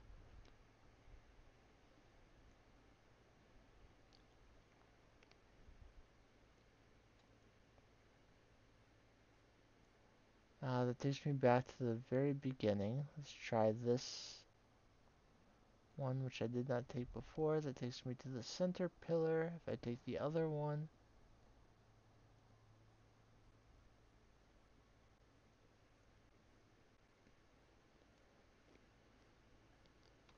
up along those I come to this, which takes me into the center to get that Pokeball, which is another Max Elixir. And if I had to guess, I would say that going this way and getting to this teleport pad takes me to the other. Indeed. Okay, so those are the items in the bell tower. I actually have an extra escape rope because I had the one from all the way back in Sprout Tower. So I use that to get back out here. Cameron the photographer is waiting for you. Presumably if you caught Ho-Oh, you might want a picture with him. Especially if you had an empty slot in your party. Okay, I am 2 hours plus in. We got our 8th gym badge. We uh, managed to eventually defeat the Kimono Girls. We cleared the bell tower and, uh, for the time being, dealt with Ho-Oh. So I would say this is a good spot to take my break, but before I take my break, I will fly back to New Barktown and at least uh, enter our other region. While I'm here, I'm also going to get the items my mom has for me and buy more repels, since I can't buy anything in New Barktown. The Muscle Band is a move that slightly increases the power of all the physical moves that Pokemon has. Berries, Chople Berries, and no further packages. Because of some of the odd areas that are up ahead, I'm going to buy mostly super repels, but for when I get into Victory Road, I'm also going to buy a handful of max repels. Because there are some places where I won't want the full set of moves. Did I already teach Waterfall to uh, Totodile? It does not know Waterfall yet. Well, then let's do that too. Teach Waterfall. I don't need it immediately, but I do need it soon. This is why I chose Totodile, because I can learn all 3 water gems.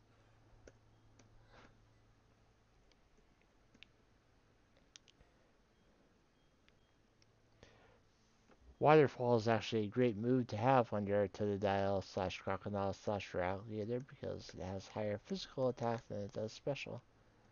Waterfall is likely going to be your best damage dealing water move if you go with the Totodile family. Slightly less power than Surf, but for a Pokemon that likes to buff itself with Swords Dance, yeah, you want the physical move. Okay, so Surf east onto Route 27. It is water, so you may encounter Tentacool or Tentacruel or both. Not at the same time, because this isn't Sun or Moon, but there are not horde encounters. Though I guess horde encounters started in X and Y, with things like Zangoose and Seviper. I'm not a fan of horde encounters or the helper Pokemon that were in Sun and Moon. Those were horrible battles. So the music has changed, and this guy, hey, do you know what you just did? You've taken your first step into Kanto. Check your Pokegear map and see. Mom, I'm trying to check the map. Pokegear. Map. And as we can see, Kanto, Route 27. The Pokemon League for Kanto and Johto is shared between the 2 leagues. So, but the map location of the Indigo Plateau is technically Kanto. So we have some other things to do coming up, but for now, I'm going to save my game in 2 ways. and take a little bit of a break, and I'll be back with you before too long. Okay, we are back with more Pokemon. So, the next thing I'm going to do is I'm going to pop up the first of several repels I'll be using. And we're actually going to, before I go into that very obvious cave that is where I need to go, I will surf down here, coming to this little spot and picking up a free rare candy. I very, very rarely use rare candies in my playthroughs, uh, but it doesn't hurt to pick them up in case I decide, in case I think I'm like one level away from winning a major fight, or I reach the end of the run and I just want a few more levels. There's now, we had a flood watch issued earlier, there is now a tornado watch in effect. Which, I mean, it's summer-ish weather. It's not summer yet, but our weather conditions are like summer right now, so a tornado watch is nothing surprising. So if we come all the way to the end of this path, there's another moonstone. There's also a cave behind this waterfall with several smashable rocks and a radio. There are no hidden items in this room, and the radio no longer works. There is there was a limited time event that was distributed that involved that room and that radio, but no. This game came out in 2009. Uh, that event is still accessible if you tinker with your internet settings, but uh, yeah, I'm not doing that. Not for one event that does not have anything to do with this particular challenge. It has no impact on in-game trades or the Pokemon I can use. So,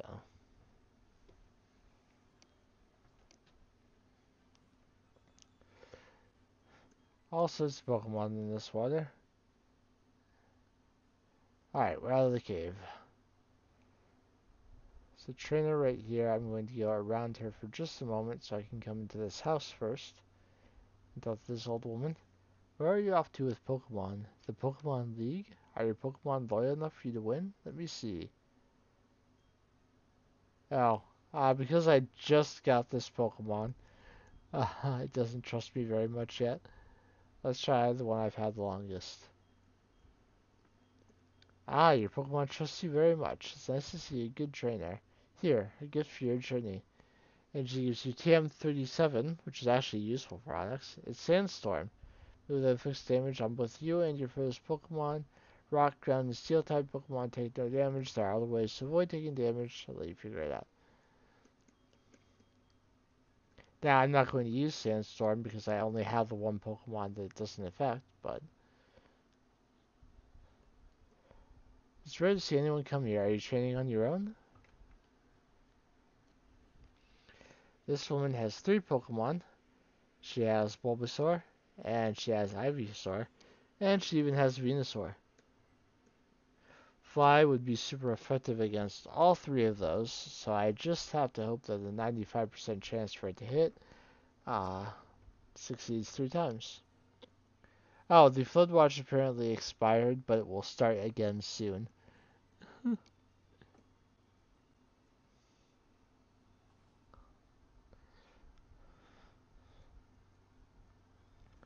I assume that means that the rain is going to be starting back up. I've known that there was supposed to be storms today. I was prepared for that possibility.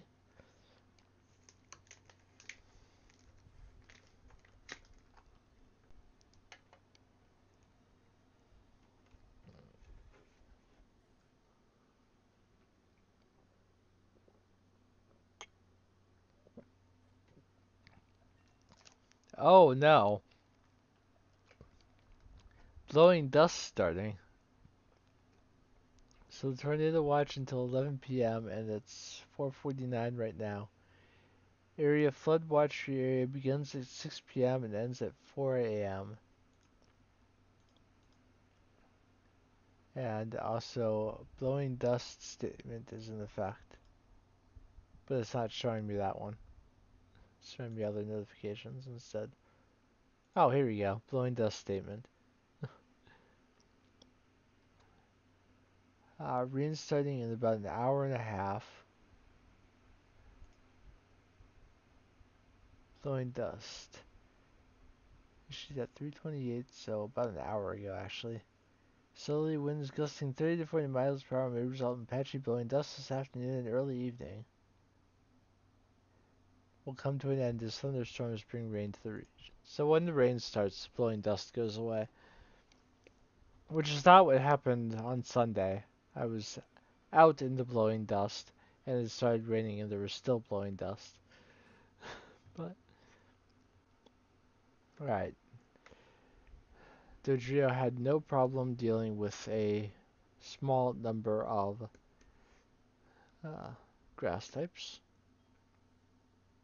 Even Venusaur. I'm not going anywhere, but other people are actually soon, so won't be out in the worst of it. There's this guy. There are plenty of trainers here. Plenty of ace trainers, in fact. And some other trainers too. He's starting with a Magneton, which is just an absolutely horrible Pokemon to see when you have Dodrio. I am going to switch into Machamp. I considered switching into Onix to be immune to a Thunderbolt, but Onix can't do much damage back to a Magneton, whereas Machamp can use super effective Karate Chop to take it down. And I'll just leave Machamp out to mop up the remaining Pokemon. A payback should be more than enough for Execute. And what's his last Pokemon gonna be? A Quagsire, ground water type with fairly high HP and slightly higher physical attack than special attack, but besides its HP, its stats are fairly underwhelming.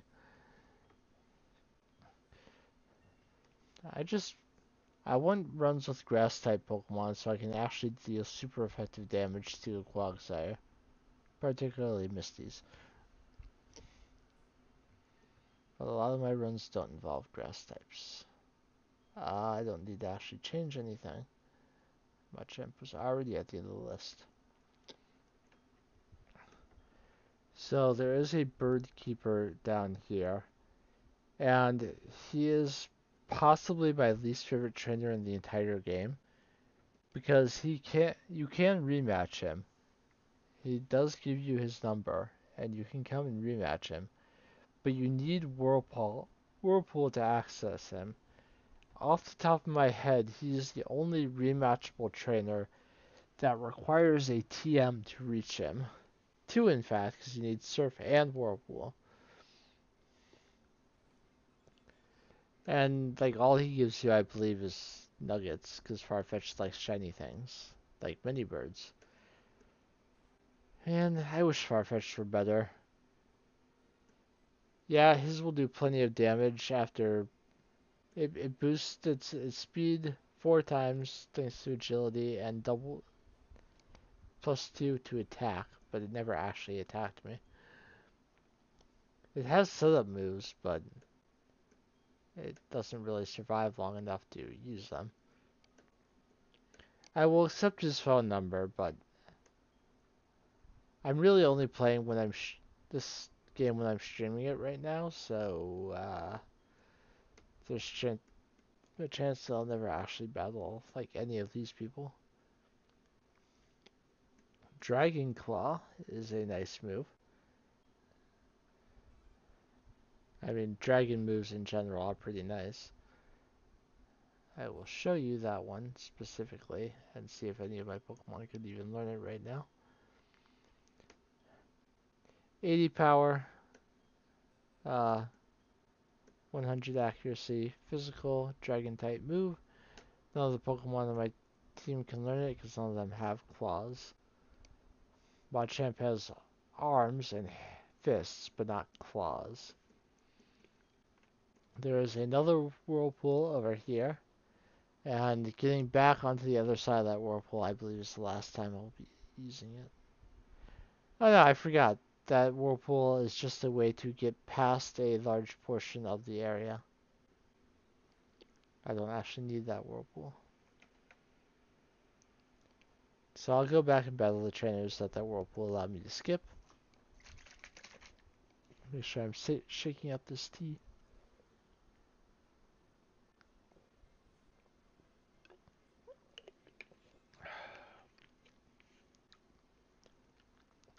Intimidate will slightly lower my attack, but I think a fly will still be okay. Not enough for a one shot, now I'm taking a flamethrower, but dry attack should be more than enough to finish it. I know this trainer can be rematched and her Pokemon will evolve on subsequent battles. Ace Trainer Arena has pretty good experience yields, especially in rematches, so she's a good number to get. She's raising her evasion, but my moves are still hitting.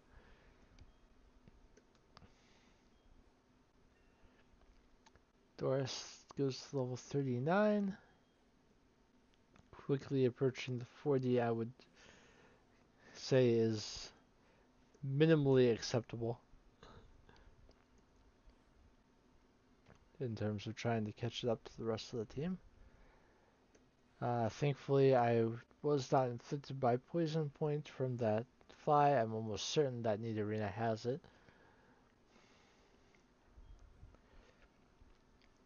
But we were able to handle Rena. And we will accept her phone number. I believe she's Saturday evening. But I can't say that with certainty. I do have a web page on my phone open that tells me when I can rematch trainers, but it's for a different playthrough I was doing. Yeah, I'm playing this at certain times of the week.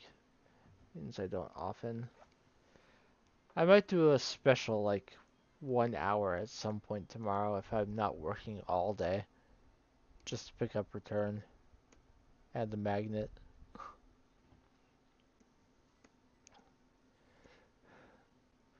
Or I might just record it and put it on YouTube as a short or something.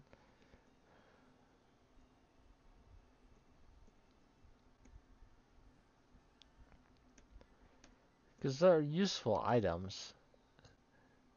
I want to have them.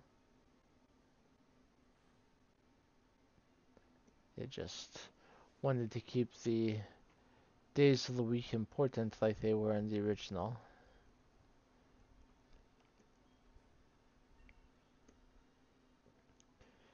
Alright, Dodrio, Doris at level 40. Fly is also super effective, but okay. My mistake. It turns out that a pursuit was not enough to take out the execute. I thought it might be.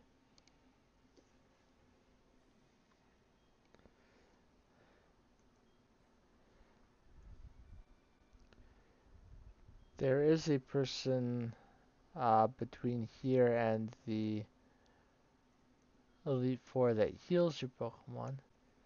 Okay, the Destiny Knot. For people who have played later generations and bred teams for competitive use, the Destiny Knot means a lot to you because in those games, breeding while holding it guarantees that 5 IVs of the parent holding it get passed down to the child, so as you get more and more perfect IVs, you put the destiny out on it and try and get them those perfect IVs. In Generation 4, it does not work that way, but the regular effect of Destiny Knot is if a Pokemon holding it becomes infatuated, the other Pokemon does as well. Now, as we beat Whitney ages ago, uh, infatuation is not something we're dealing with frequently. But, it's there. There are Pokemon that have cute charm, and it is not impossible that we end up infatuated again. It is now 5 o'clock in my region, so the uh, light lighting effects change slightly.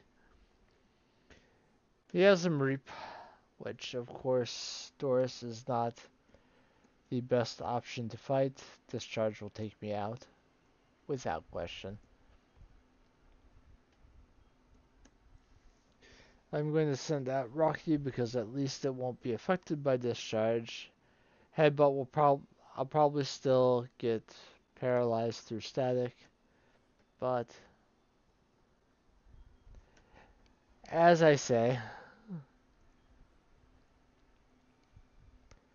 I think it is possible for me to get to the healing house without being forced to battle any other trainers.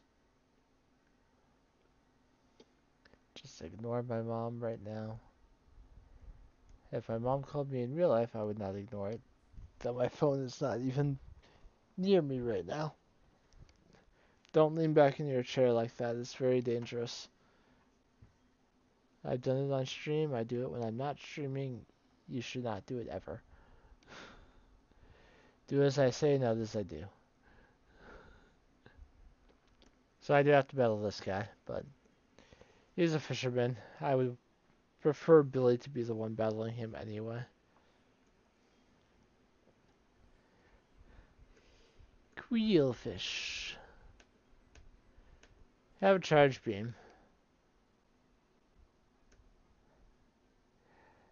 I have taken some contact issues with Spark, and I don't want them to paralyze me, so I use charge beam instead. Even though I'm relatively certain that the Spark would also take out each of the Quillfish.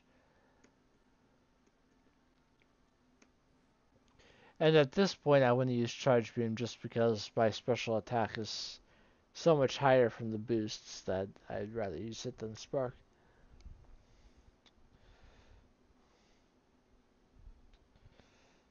I'm always happy when I see a message pointed out pop up, but then I get sad when it turns out that it's just a bot.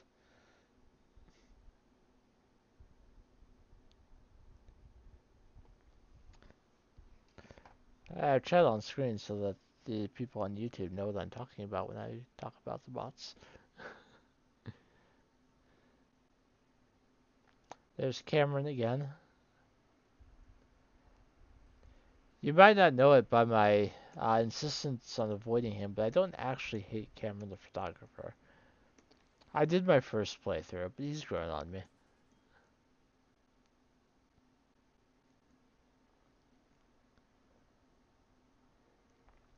Okay, so this is a healing house. Do you think you were lucky to find a place to rest where you needed it? Don't be reserved. I look forward to people's smiles. Let your Pokemon rest here. What a kind woman. There, your Pokemon are looking good. Keep at it. There is a Psychic over here. Look at all those badges. I'm impressed. But you're not satisfied by just collecting them, right? No, of course not.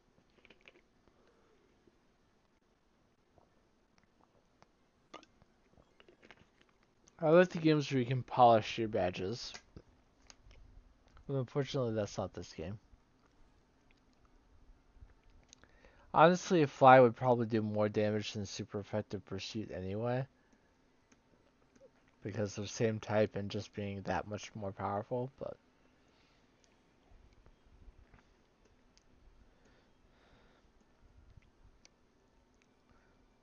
Good battle. I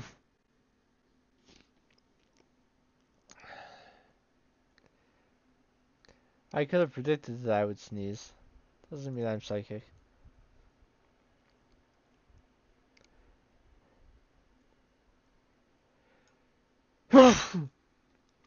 Actually, what might be happening. Now, I don't know if you're the type of person who believes that you sneeze when people are talking about you, uh, or saying evil things, but one thing that could certainly cause me to sneeze is the fact that there's blowing dust outside, and that window keeps out most of, like, you know, freezing rain. It it seals enough to keep out the rain. It has a little bit of protection against the temperature, but small things like dust can still get through it because it does not seal quite right. So if there's blowing dust, sometimes a little bit gets in through that window, and it makes me sneeze. Even if I lock it, it doesn't. It locks and cannot be opened, but it doesn't necessarily keep all the dust out. So I may sneeze a little bit between now and the end of the stream, and if I do a lot, I apologize. If I do a little, I still apologize.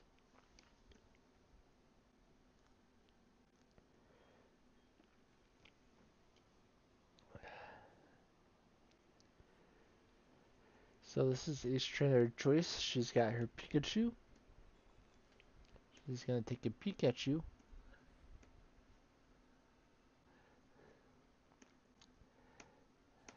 Thunderbolt. It's a great electric attack. To get ground down by a Marowak. And the Pokemon are you? How do you do things you do? Share with me your secrets deep inside. What kind of Pokemon are you? Are you loyal through and through? And do you have a heart that's true? What kind of Pokemon are you?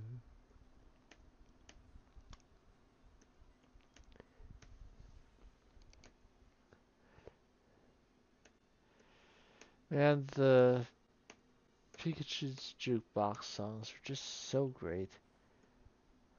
I would still have to rate the Poke Rap slightly higher, but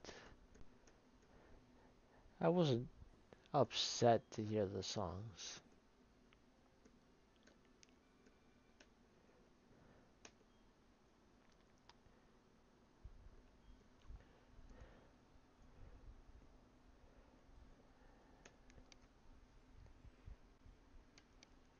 Sand Slash.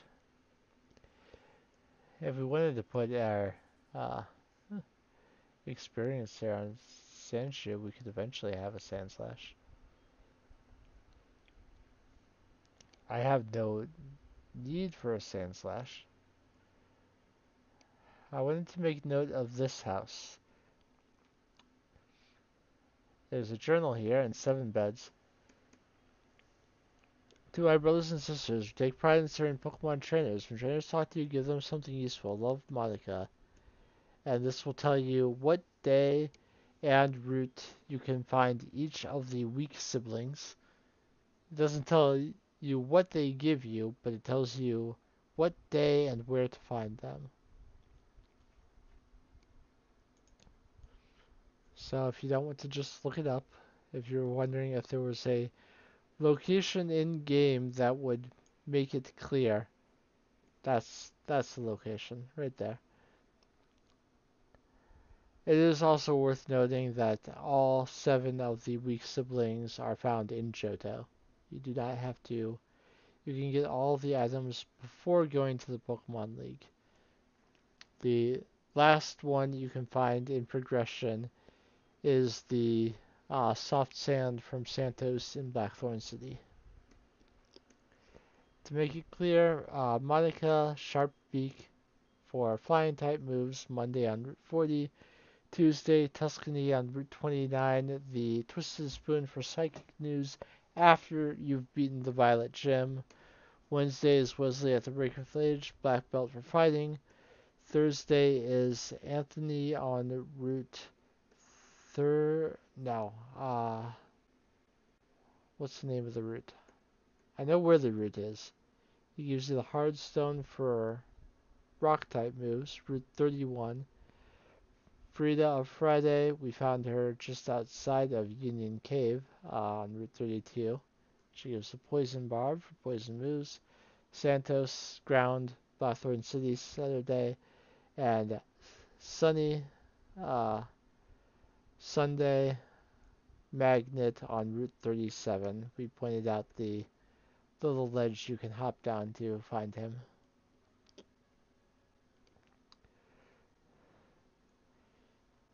In case you weren't sure where any of the weak siblings were and didn't want to pay attention when I was checking the journal, which is fair. There are 3 more trainers before Victory Road, and 2 of them are rematchable.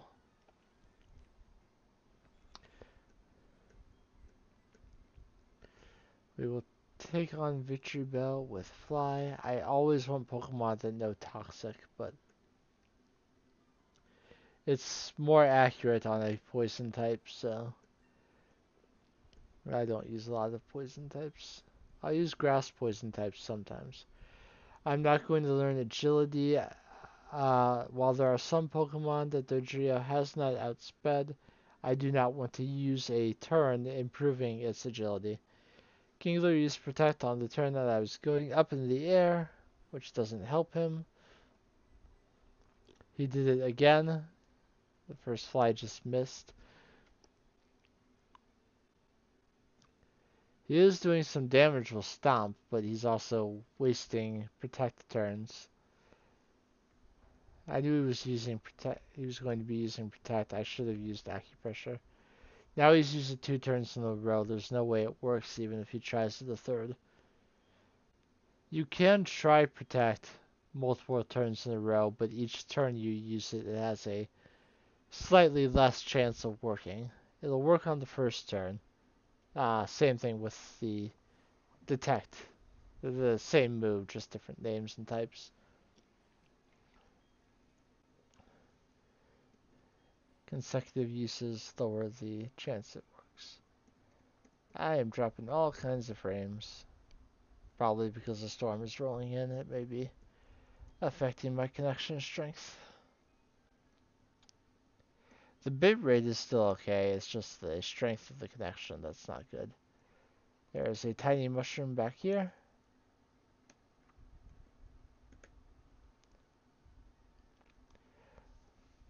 My connection to the internet has full bars.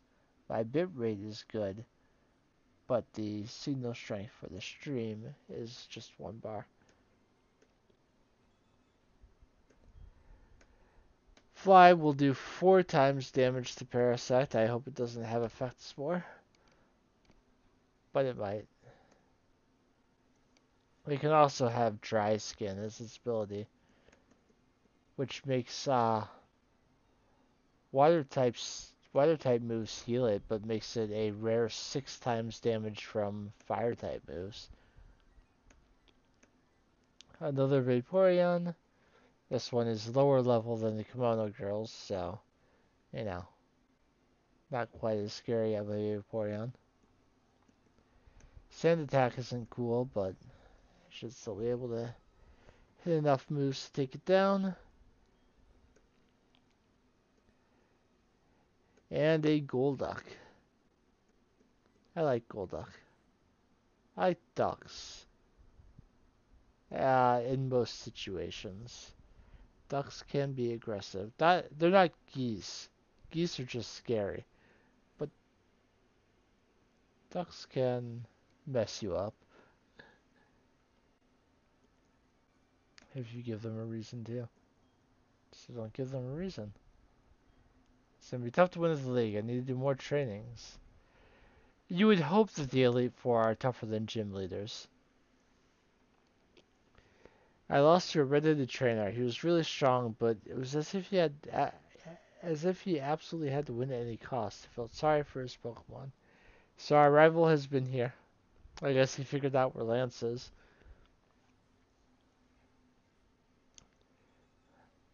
How he made it past the gate guards, I don't know. He doesn't have gym badges.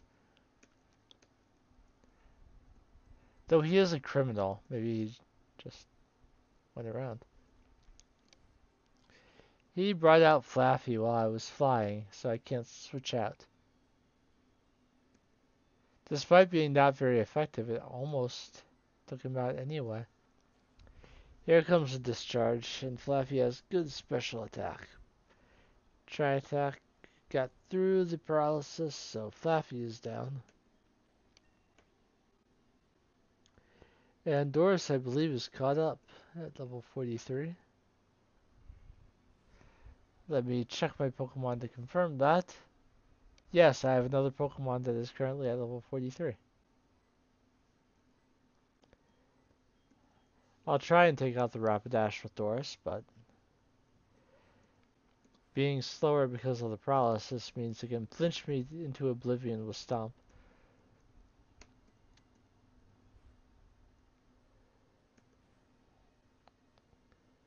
Unless it decides to not attack for some reason. And I'm out of power points to try attack anyway.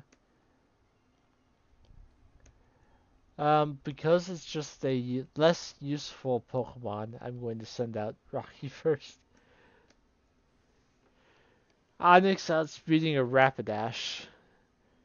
That's not something you see every day. Alright. It wants to learn Sandtomb. It can learn Sandtomb now. No. I mean, yes, I want a ground type move, but Sandtomb is ground type Wrap. It's horrible. You're very good at battling. We should battle again sometime.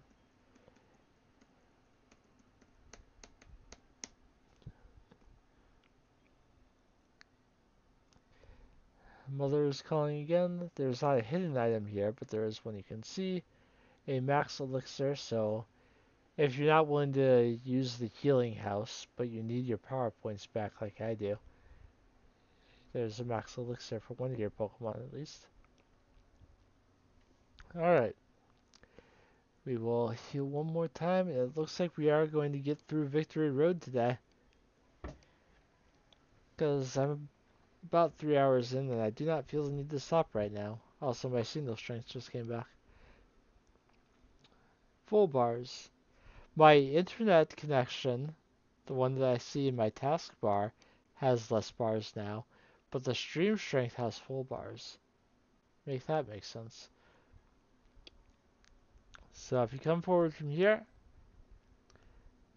only trainers who have proven themselves may pass. Oh, the 8 badges of Johto. Please go around through. If you try to go right, hold there. This way leads to Kanto, but this path's blocked for the time being, I'm afraid.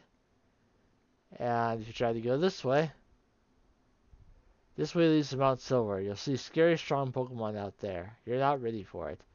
Well, the wild Pokemon, sure, but it's not like I can get to the top of the mountain.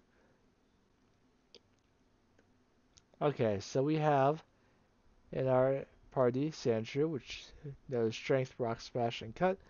I do not need Cut here, but Strength and Rock Smash will allow me to do things. I got the Max Repels for Victory Road, so that I wouldn't have to.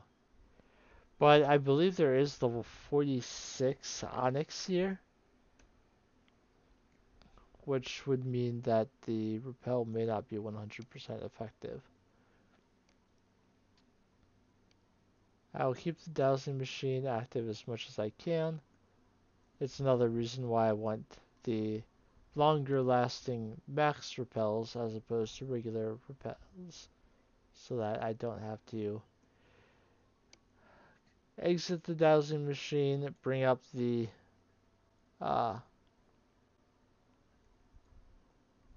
menu to put up another repel, and then bring the dowsing machine back up. The few extra steps of the max repel means I have to do that less. There are many hidden items here in Victory Road, and as this is the last stop before the Pokemon League, they're going to make sure that the items are at least somewhat useful. Unlike the Kanto games, you do not have to make a choice of what boulder you move to get a item and then reset the rocks. You can get both items now.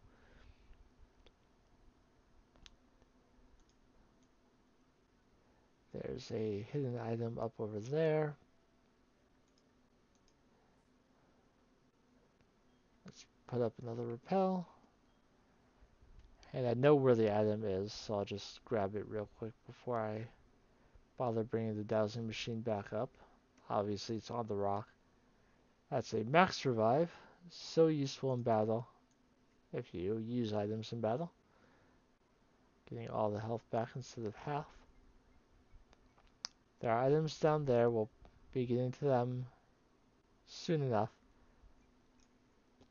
So we come up this ladder. There is a hidden item on this floor. Right here, a hyper potion. And then we need to drop down this hole. The spot where we drop down, there's another hidden item. We haven't bought Pokeballs in this playthrough, but the Pokemon we have had to catch, we've been able to get with what the game gave us. We had to catch a Bellsprout. We had to catch a Drowsy, and we had to catch a uh, Krabby. We were able to purchase the Dratini, and so that hole would bring me right back down to where I just was, so I don't want to fall down that one. There is a hidden item. There's the item ball right here, yes. But if you brought a Pokemon with Rock Smash, there's also a hidden item up above this rock. There are two items in here that you need Rock Smash to access. One is that Zinc, which gives special defense EVs. An item that couldn't have been here in previous generations because Zinc did not exist yet. Even though Special was split into Special Attack and Special Defense in Generation 2, they did not add a separate item for Special Defense EVs specifically until later generations. They just kept the one item for a time. You want to drop in this hole because it puts you up on a ledge, which has both a hidden PP up and a HP up. If you drop down the other hole, then you're under that ledge and cannot get those two items.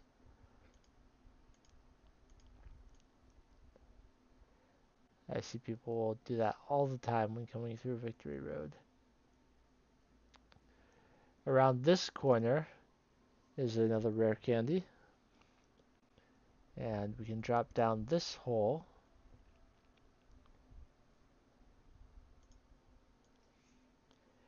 And sitting down here is possibly the best TM in the game, TM26 Earthquake. That is a powerful ground type move.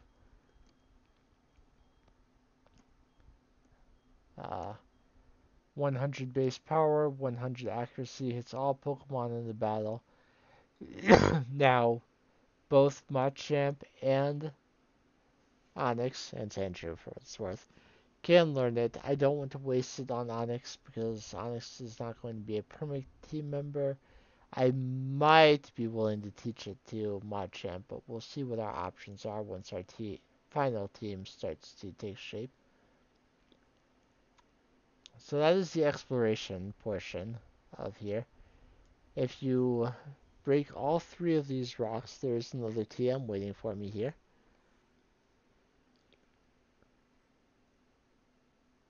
We're also getting some shards. You can trade those in for berries in Violet City or in Fuchsia City, but obviously we're not to Fuchsia City yet. Also, wild Pokemon can be hidden in the rocks. Repel has no effect on a rock Pokemon appearing.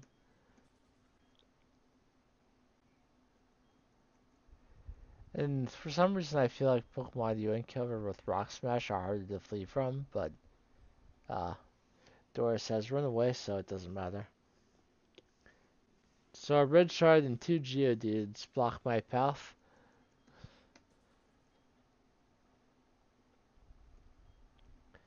That is TM79 for Dark Pulse. We saw Umbreon using that too.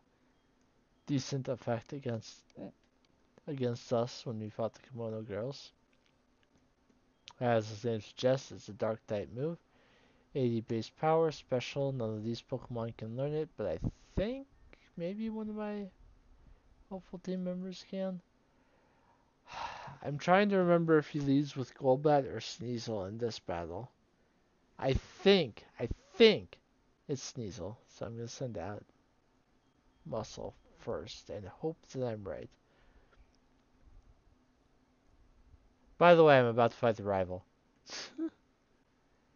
The last Ace trainer I fought outside said that they were beaten by a red-haired trainer. The one we know that has red hair is our rival. And Lance, I suppose, but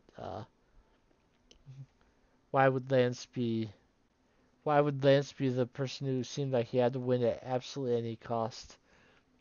Hold it. Are you going to challenge the Pokemon League? Victory Road is at its end for sure. Did you notice you didn't see any real trainers on the way, did you? They were all spineless. Well, the fact that you have come this far means you're not one of them. But your journey ends here, because right here, right now, I will crush you. Sure you will. Was I right? Yes, he does lead with Sneasel now. Sneasel is a dark ice type, which means it takes 4 times damage from fighting moves. So any fighting move I choose will take it out.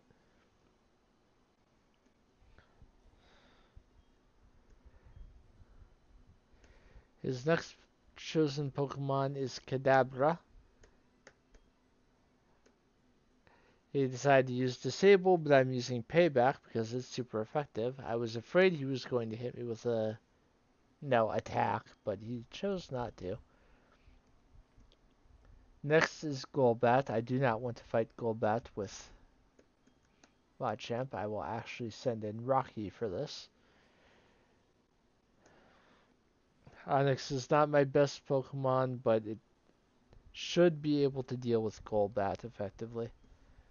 I will use Rock Tomb in case it can't, and I need to send in a slower Pokemon.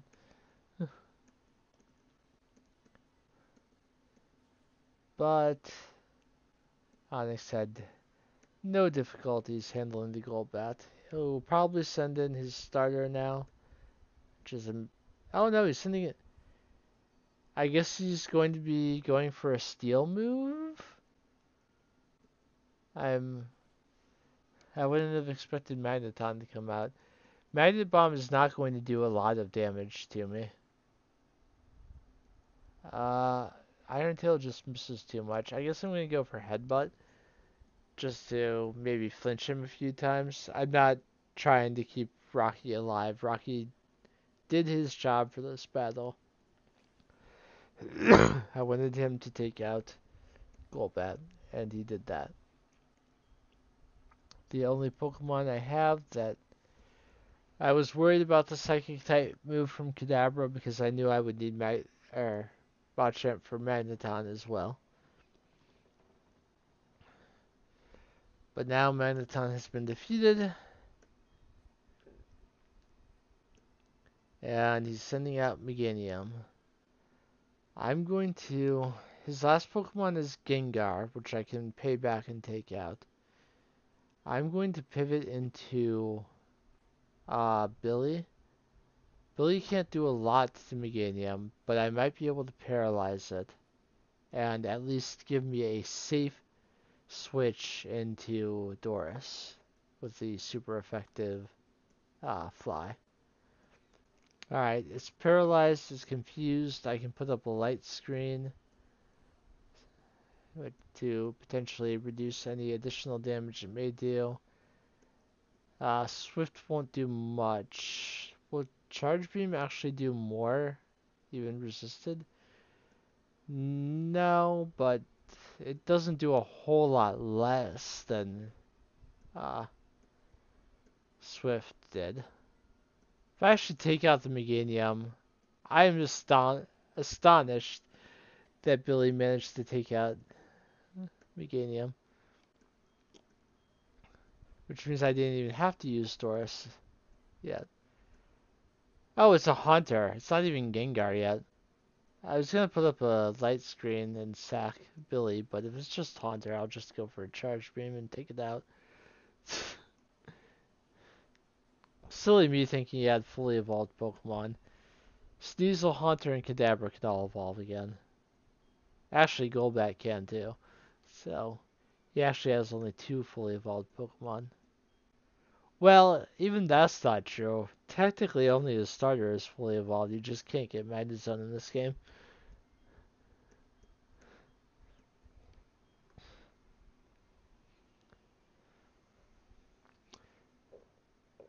But that is not our last. That's our last required rival battle. We can actually battle him more times.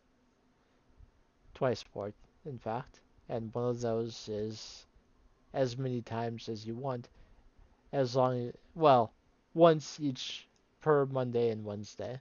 But we're a ways away from it. We have to defeat him the optional time and then do another thing to actually make that occur.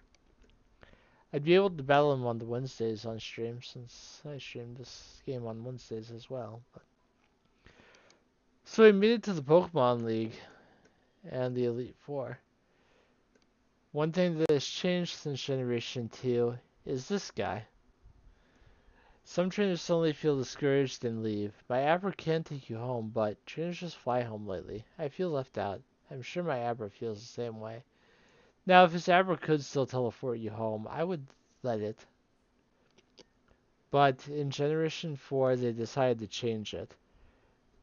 Uh, Starting with Generation 4, you can actually, as he said, I could walk outside, choose fly, and fly anywhere. Whereas in Generation 2, you could only fly to Kanto locations from the Indigo Plateau, because it's technically in Kanto. If you wanted to get back to Johto and do additional things before facing the League, his Abra would teleport you back to New Bark Town.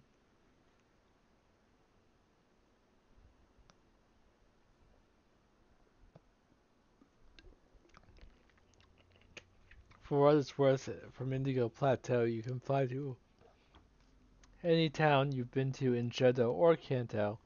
But we haven't seen Kanto yet, so we can't fly there because we haven't been to any towns there. I'm going to do a dirty, no preparation attempt at the Elite Four to end today's stream. If I win, cool. That's awesome. If I don't, that is expected. So, let's boot up the PC, put my HM users away. Not going to buy any extra items. I'm not going to shuffle my moveset. I'm just going to go in and see what happens. So, the first member of the Elite Four is Will. He is a Psychic type specialist. His first Pokemon is a Xatu, which is also part flying. So while Muscle seems like the worst choice, he does have Payback, but it only has 10 PP, and if I'm not going to be restoring PP on this run, since I'm basically just YOLOing it, I don't want to waste payback when it'll be more useful later. Rocky actually does have some utility in later battles, so I don't necessarily want to burn it, but Xatu is the only thing on Will's team that Rocky even really has a chance against. It won't do great against Jinx, Slowbro, or Executor. Billy may be necessary for Slowbro. Executor, probably Doris. Yeah, I think I will lead with Rocky and try and see if I can take out Xatu with it. I will pop a save state. I will not be save stating between members. Even though if I black out, I'm just going to take it. Unless I lose against Will. Once you reach the Elite Four, rebattling the Elite Four over and over again is basically your best way to gain experience. There are other trainers that I left behind that I could go fight, but for the most part, just battling the Elite Four is the best way to get experience right now. I missed the first Rock Tomb. His Psychic almost took me out, and here we are, Rocky down. I'm going to send out Billy next, and hope that he doesn't choose Executor next.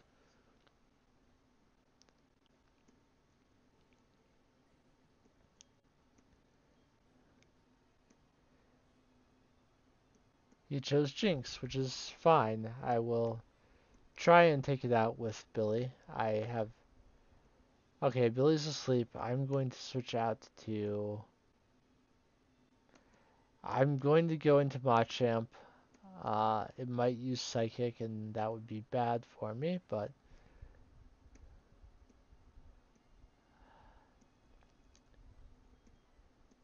Jinx is Ice Psychic, so it would have been neutral damage if I could have hit it. Unfortunately, Jinx is very fast, and uh, with uh, with Electrode asleep, I'm in dire straits. Jinx does not have good defense, so a Fly was still able to take it out. But if he sends out... Oh, he sent out the Executor next. I think because it knows Reflect. So I can put that up and, yeah, cut my damage. But I thought he was going to send out Slowbro next and just stall me. So it knows Psychic as well. And Executor has a massive, massive uh, special attack. Unfortunately, the Fly will not take him out because the Reflect is still out. The only good news is that I have one turn for Electrode to try and wake up because he's going to use a full restore this turn.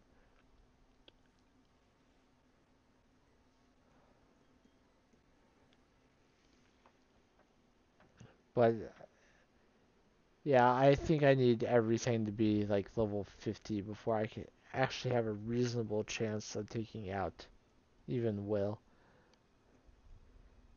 Unfortunately, the team that I have is not particularly well built for battling the Elite Four. Granted, I could use items in battle to try and improve my chances, but yeah. We fainted against Will. You know what? When I said that that would be the last thing I did for today, I expected to beat Will, to be honest. Since I didn't even beat Will, I will I will do a little more.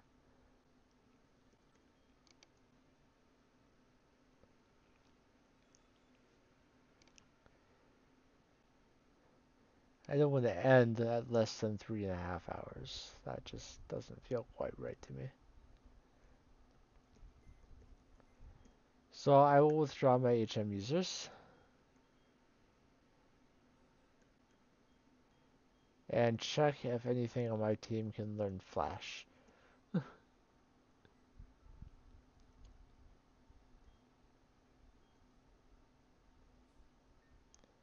Well, I'm sure Electrode can, and I want to get rid of one of its moves anyway, so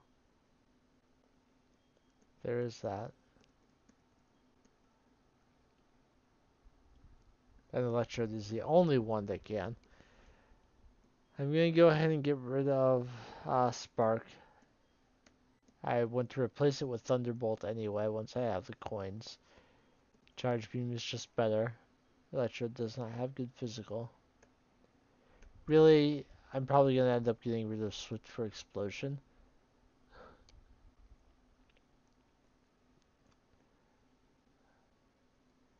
Is that item hidden or did I actually get it? Okay, I got it. There are several items that I can go back and get with Swift and other TMs now. Or Surf and other HMs now.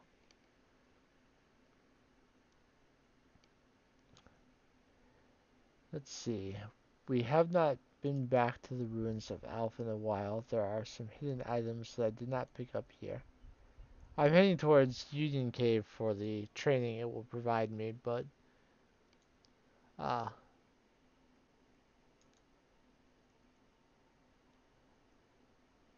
it does eventually loop around to the ruins of Alph, so coming here is still thematic. There's tiny mushroom there. And if you're doing a run where you don't shop at Pokemarts very often, the ruins of Alph is your best friend.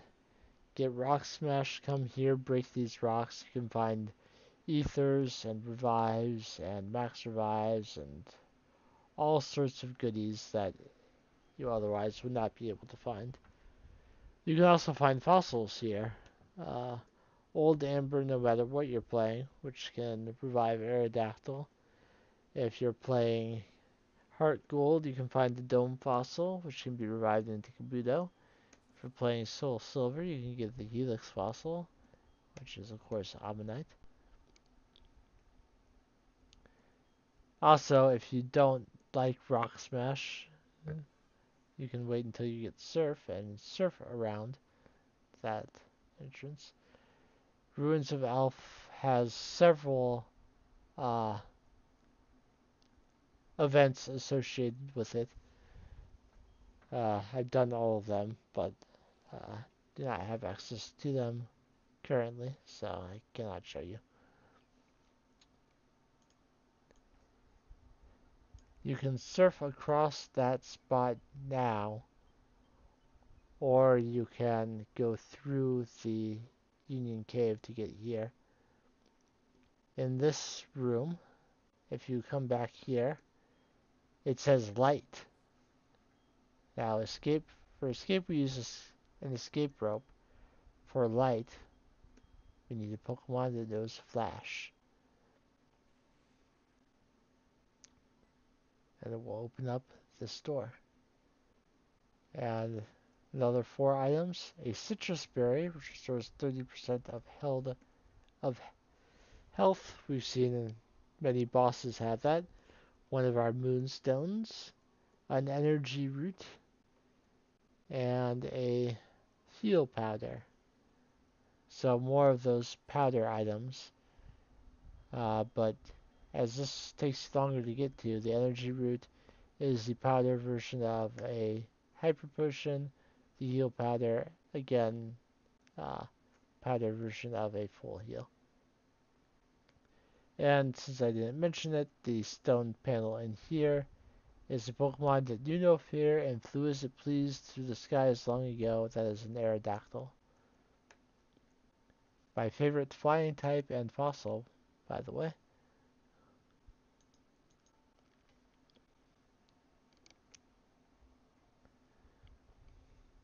There are a lot of very good flying type Pokemon, but among them all, Aerodactyl, I would say, is my favorite. Even though Game Freak decided to not give it rock moves for several generations. Unless it was Lance's Dragonite. Lance's Dragonite is a cheating Pokemon. But Lance is a known cheater, so. Unfortunately, there are two more of those panel rooms, and we don't have what we need to get through either of them. One of them is a water stone, and I have not done enough Pokeathlon, nor been blessed with being called to pick up a water stone, so I can't access that room as of yet. The other room you can access a lot earlier in HeartGold, because what you need is to have Ho-Oh in your party, which is the only reason why I even bothered to throw any balls at it in the first place, is that if one had happened to catch it, I could show that room in the Ruins of Alph. And because water stones and Ho-Oh are so much harder to get than a Pokemon knowing Flash or an escape rope, the items behind those doors are much, much better, especially the Ho-Oh door. That's like any game good.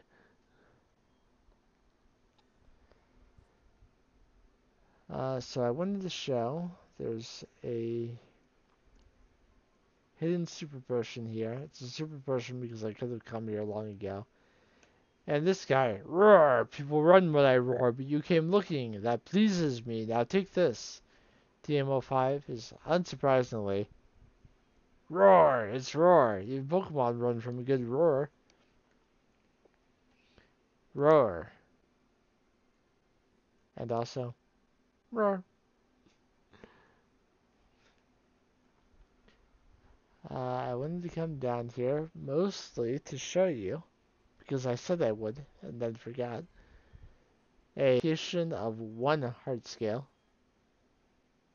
Your best bet for renewable heart scales is probably the Pokeathlon, but there are other ways to get renewable heart scale, or more than one heart scale. But there is one hidden in the water here.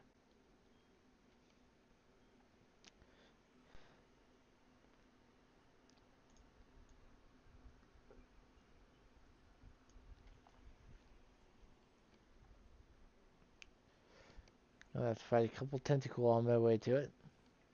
I really wish you could fly to the Pokemon Center outside of Union Cave, but you cannot. So there's a guaranteed heart scale right there. There are some other things that I would be interested in showing, but because it is Friday, and only because it is Friday, the other thing I will show today is in Union Cave. Because it only happens on Fridays. And because the Pokemon here is tied for third of my favorite Pokemon, Jolteon is first, Snorlax is second, Scizor is one of the Pokemon tied for third, but the other one can be found in Union Cave only on Fridays. So we're going to go seek it out. But there are two ways I can go in Union Cave now that I have access to TMs, or I keep on saying TMs, HMs, including but not limited to Surf. So I'm going to come up this way. I don't even remember which way it is. I don't do Union Cave a lot anymore. Because a lot of the Pokemon runs I do by Pokemon are better than these ones.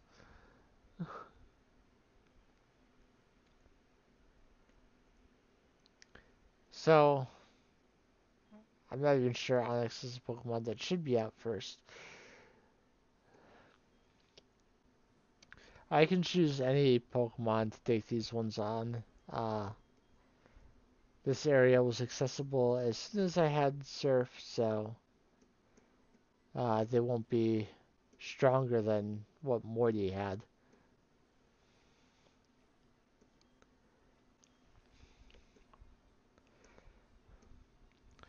Though normally in a stream where I've dropped 300,000 frames, I would just stop. But I want to show Union Cave.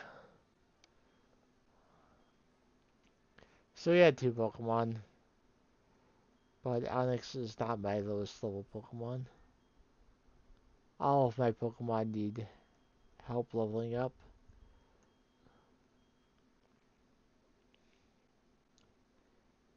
Any Pokemon less than level 50 is not going to help me right now. I actually have no idea how I'm going to beat Lance without Ice type moves. Alright, there's another hiker over here. Talk to him. Don't be shy, let's battle.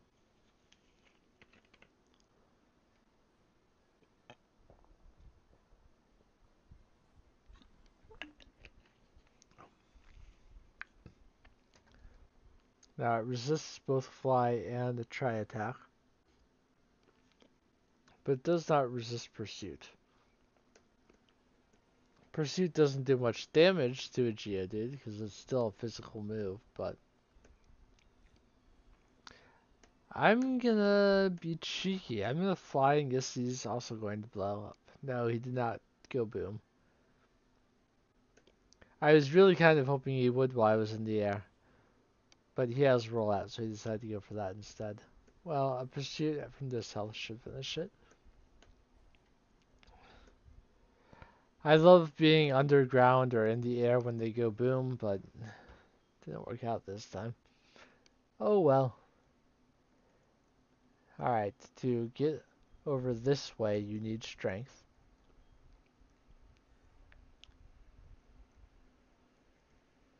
And we're going to come up. Is there a hidden item on this floor? No, I accidentally got on the bike. The cave exits out here. I do not want to be on the bike right here. Because, in fact, I'm going to take off the running shoes too. Because if I accidentally walk one step too far, I hop off this sledge and have to go all the way back around. And I do not want that. So I'm going to be on my feet, go one step down, one step to the right, and then come in here so I can show you. While I can't do it right now, I want to show you that the 10-legged Pokemon that swims on the bottom of the sea and eats plankton is an Ammonite.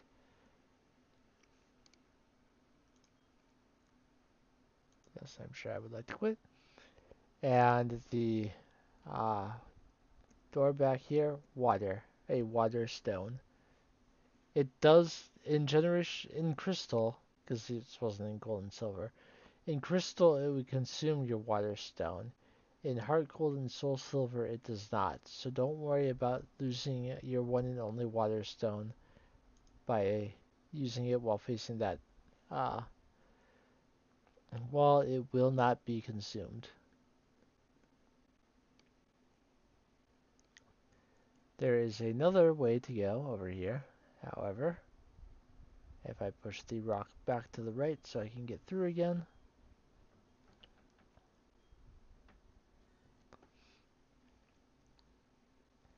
If you want to go back, you have to push it 3 times.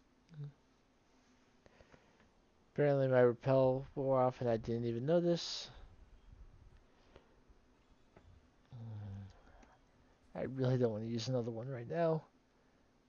I'm close to the exit.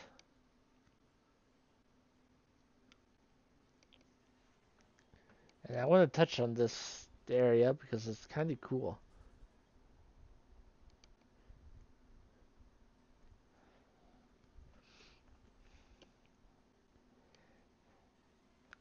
The thing I can only do on Friday is the other direction.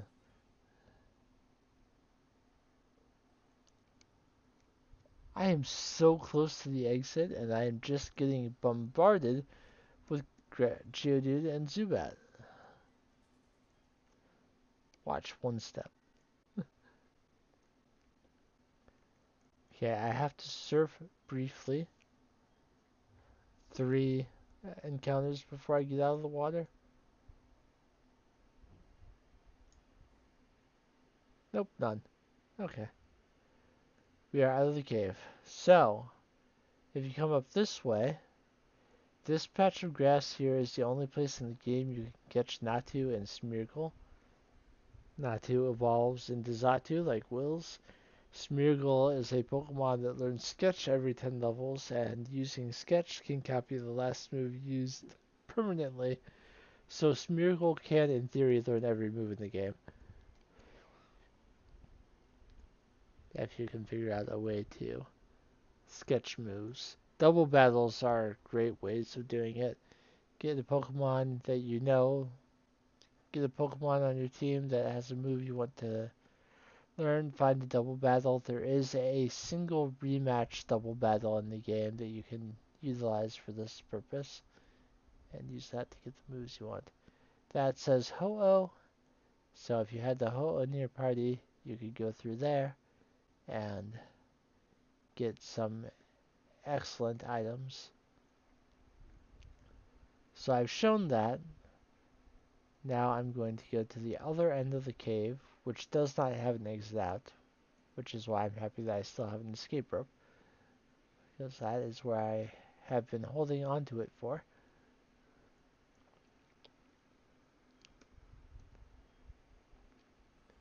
But we're going to see if we can catch the Pokemon there, just because I like it.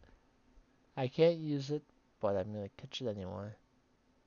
So if you come down this way, go all the way back to where we came in. Faster to go through the cave than outside of the cave, as long as you have repels.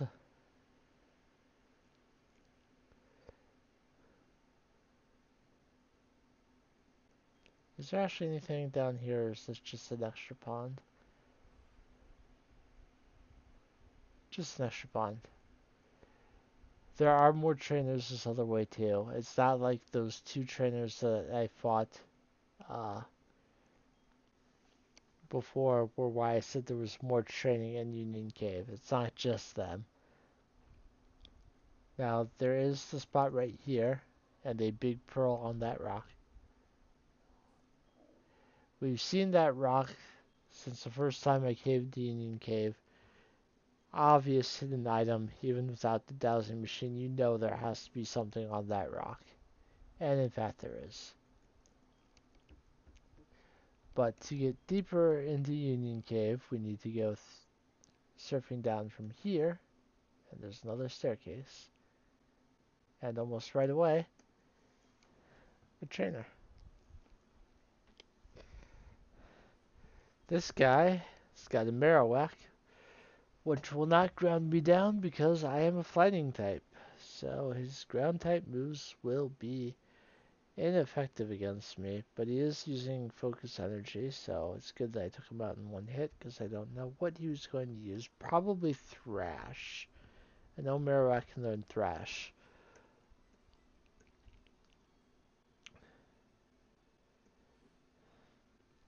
But we will not figure out what these Marowaks plan to do after focus energy because I did both my flies hit.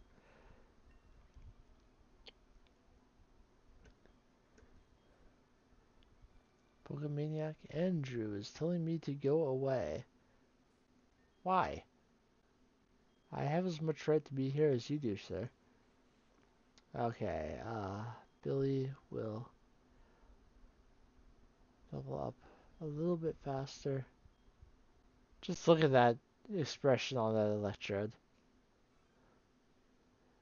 He's obviously planning something. Came all the way here to conduct by Pokemon research.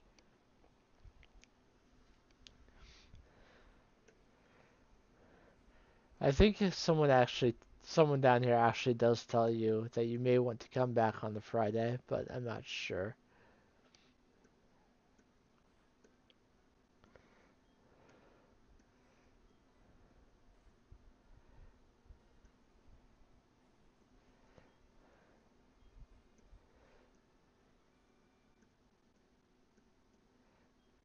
You learned something from me. And since Electrode is still holding the amulet coin, I'm getting extra money from battles while it is my Pokemon. I don't know who's calling me, and I already clicked the button to start surfing, so it went away. Probably my mom, though. I did just complete a battle with the amulet coin, so I got lots of money from it. If you want to come down here for an elixir, then sure, go ahead. But I still recommend doing it on a Friday. Everything, everything is better on Fridays, they say. Actually, it's not like you have a TGI any other day.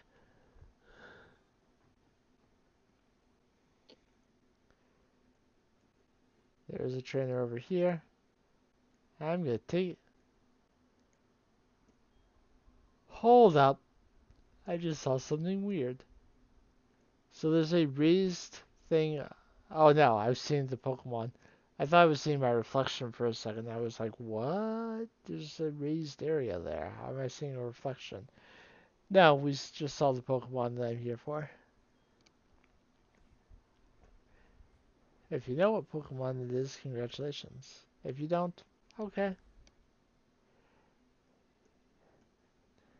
You don't have to know all the Pokemon on site just because you're watching a Pokemon stream. Maybe you wanted to learn more about Pokemon. If so, welcome. I hope you've learned something today.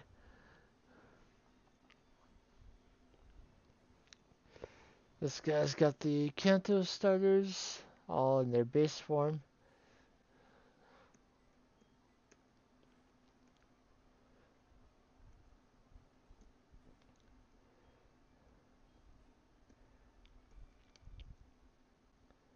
Dazzling style, he says.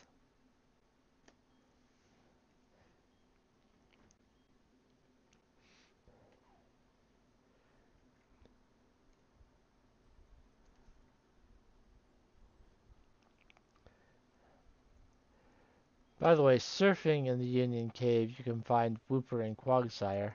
Only Wooper and Quagsire, which makes it an excellent place to train HP EVs. Wooper will give you 1, and Quagsire will give you 2. There's another trainer here. She tells me she's in training. And she has Eevee and the 3 uh, Kanto evolutions, so Eevee has pretty good special defense, so I'm not surprised that it survived that move. I'm hoping for an extra special attack boost because I know that I can't use Charge Beam on Jolteon. So I want to boost my special attack as much as I can so that Swift will be enough. Jolteon has the ability Volt Absorb, so electric moves just heal it. But he's sending everything out before Jolteon, so I can boost my special attack with Charge Beam to very high levels and then likely take Jolteon out with a Swift.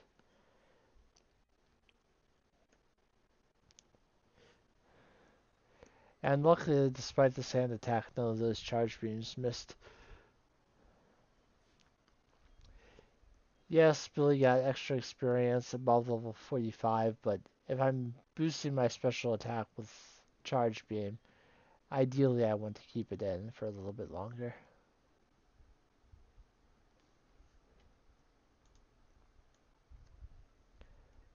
And she's not just there for no reason. She is blocking a calcium. And one more trainer, I think, maybe? Yes, one more ace trainer before what I came here for. Pokemon I liked were there, I'd go anywhere. That's what a real trainer does. Like deep into the deepest part of Union Cave. Yeah, I've got no problem with that.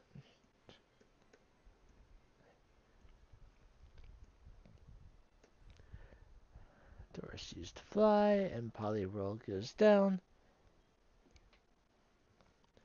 It's not weak because it's not a Poliwrath, but I'd rather pet my Pokemon than battle. There's another hidden item that I walked right by. An Ultra Ball, so if you decide to come down here without any balls to try and catch the Pokemon, there's one there for you.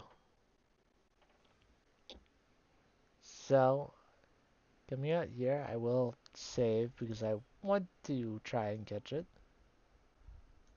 I'm not gonna beat the Elite Four to end this stream, but maybe I can catch a Pokemon I like. That would be acceptable to me.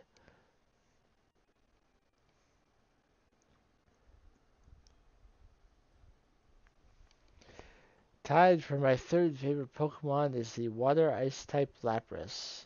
It appears here once per week, every Friday. If you defeat it or catch it, you missed your chance for that week and will have to come back the next week to try again.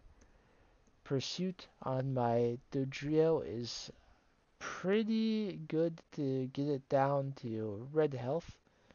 I don't have any status inducing moves, but I'll start with Great Balls because the blue and red I feel matches Lapras well, but Lapras has a pretty low catch rate.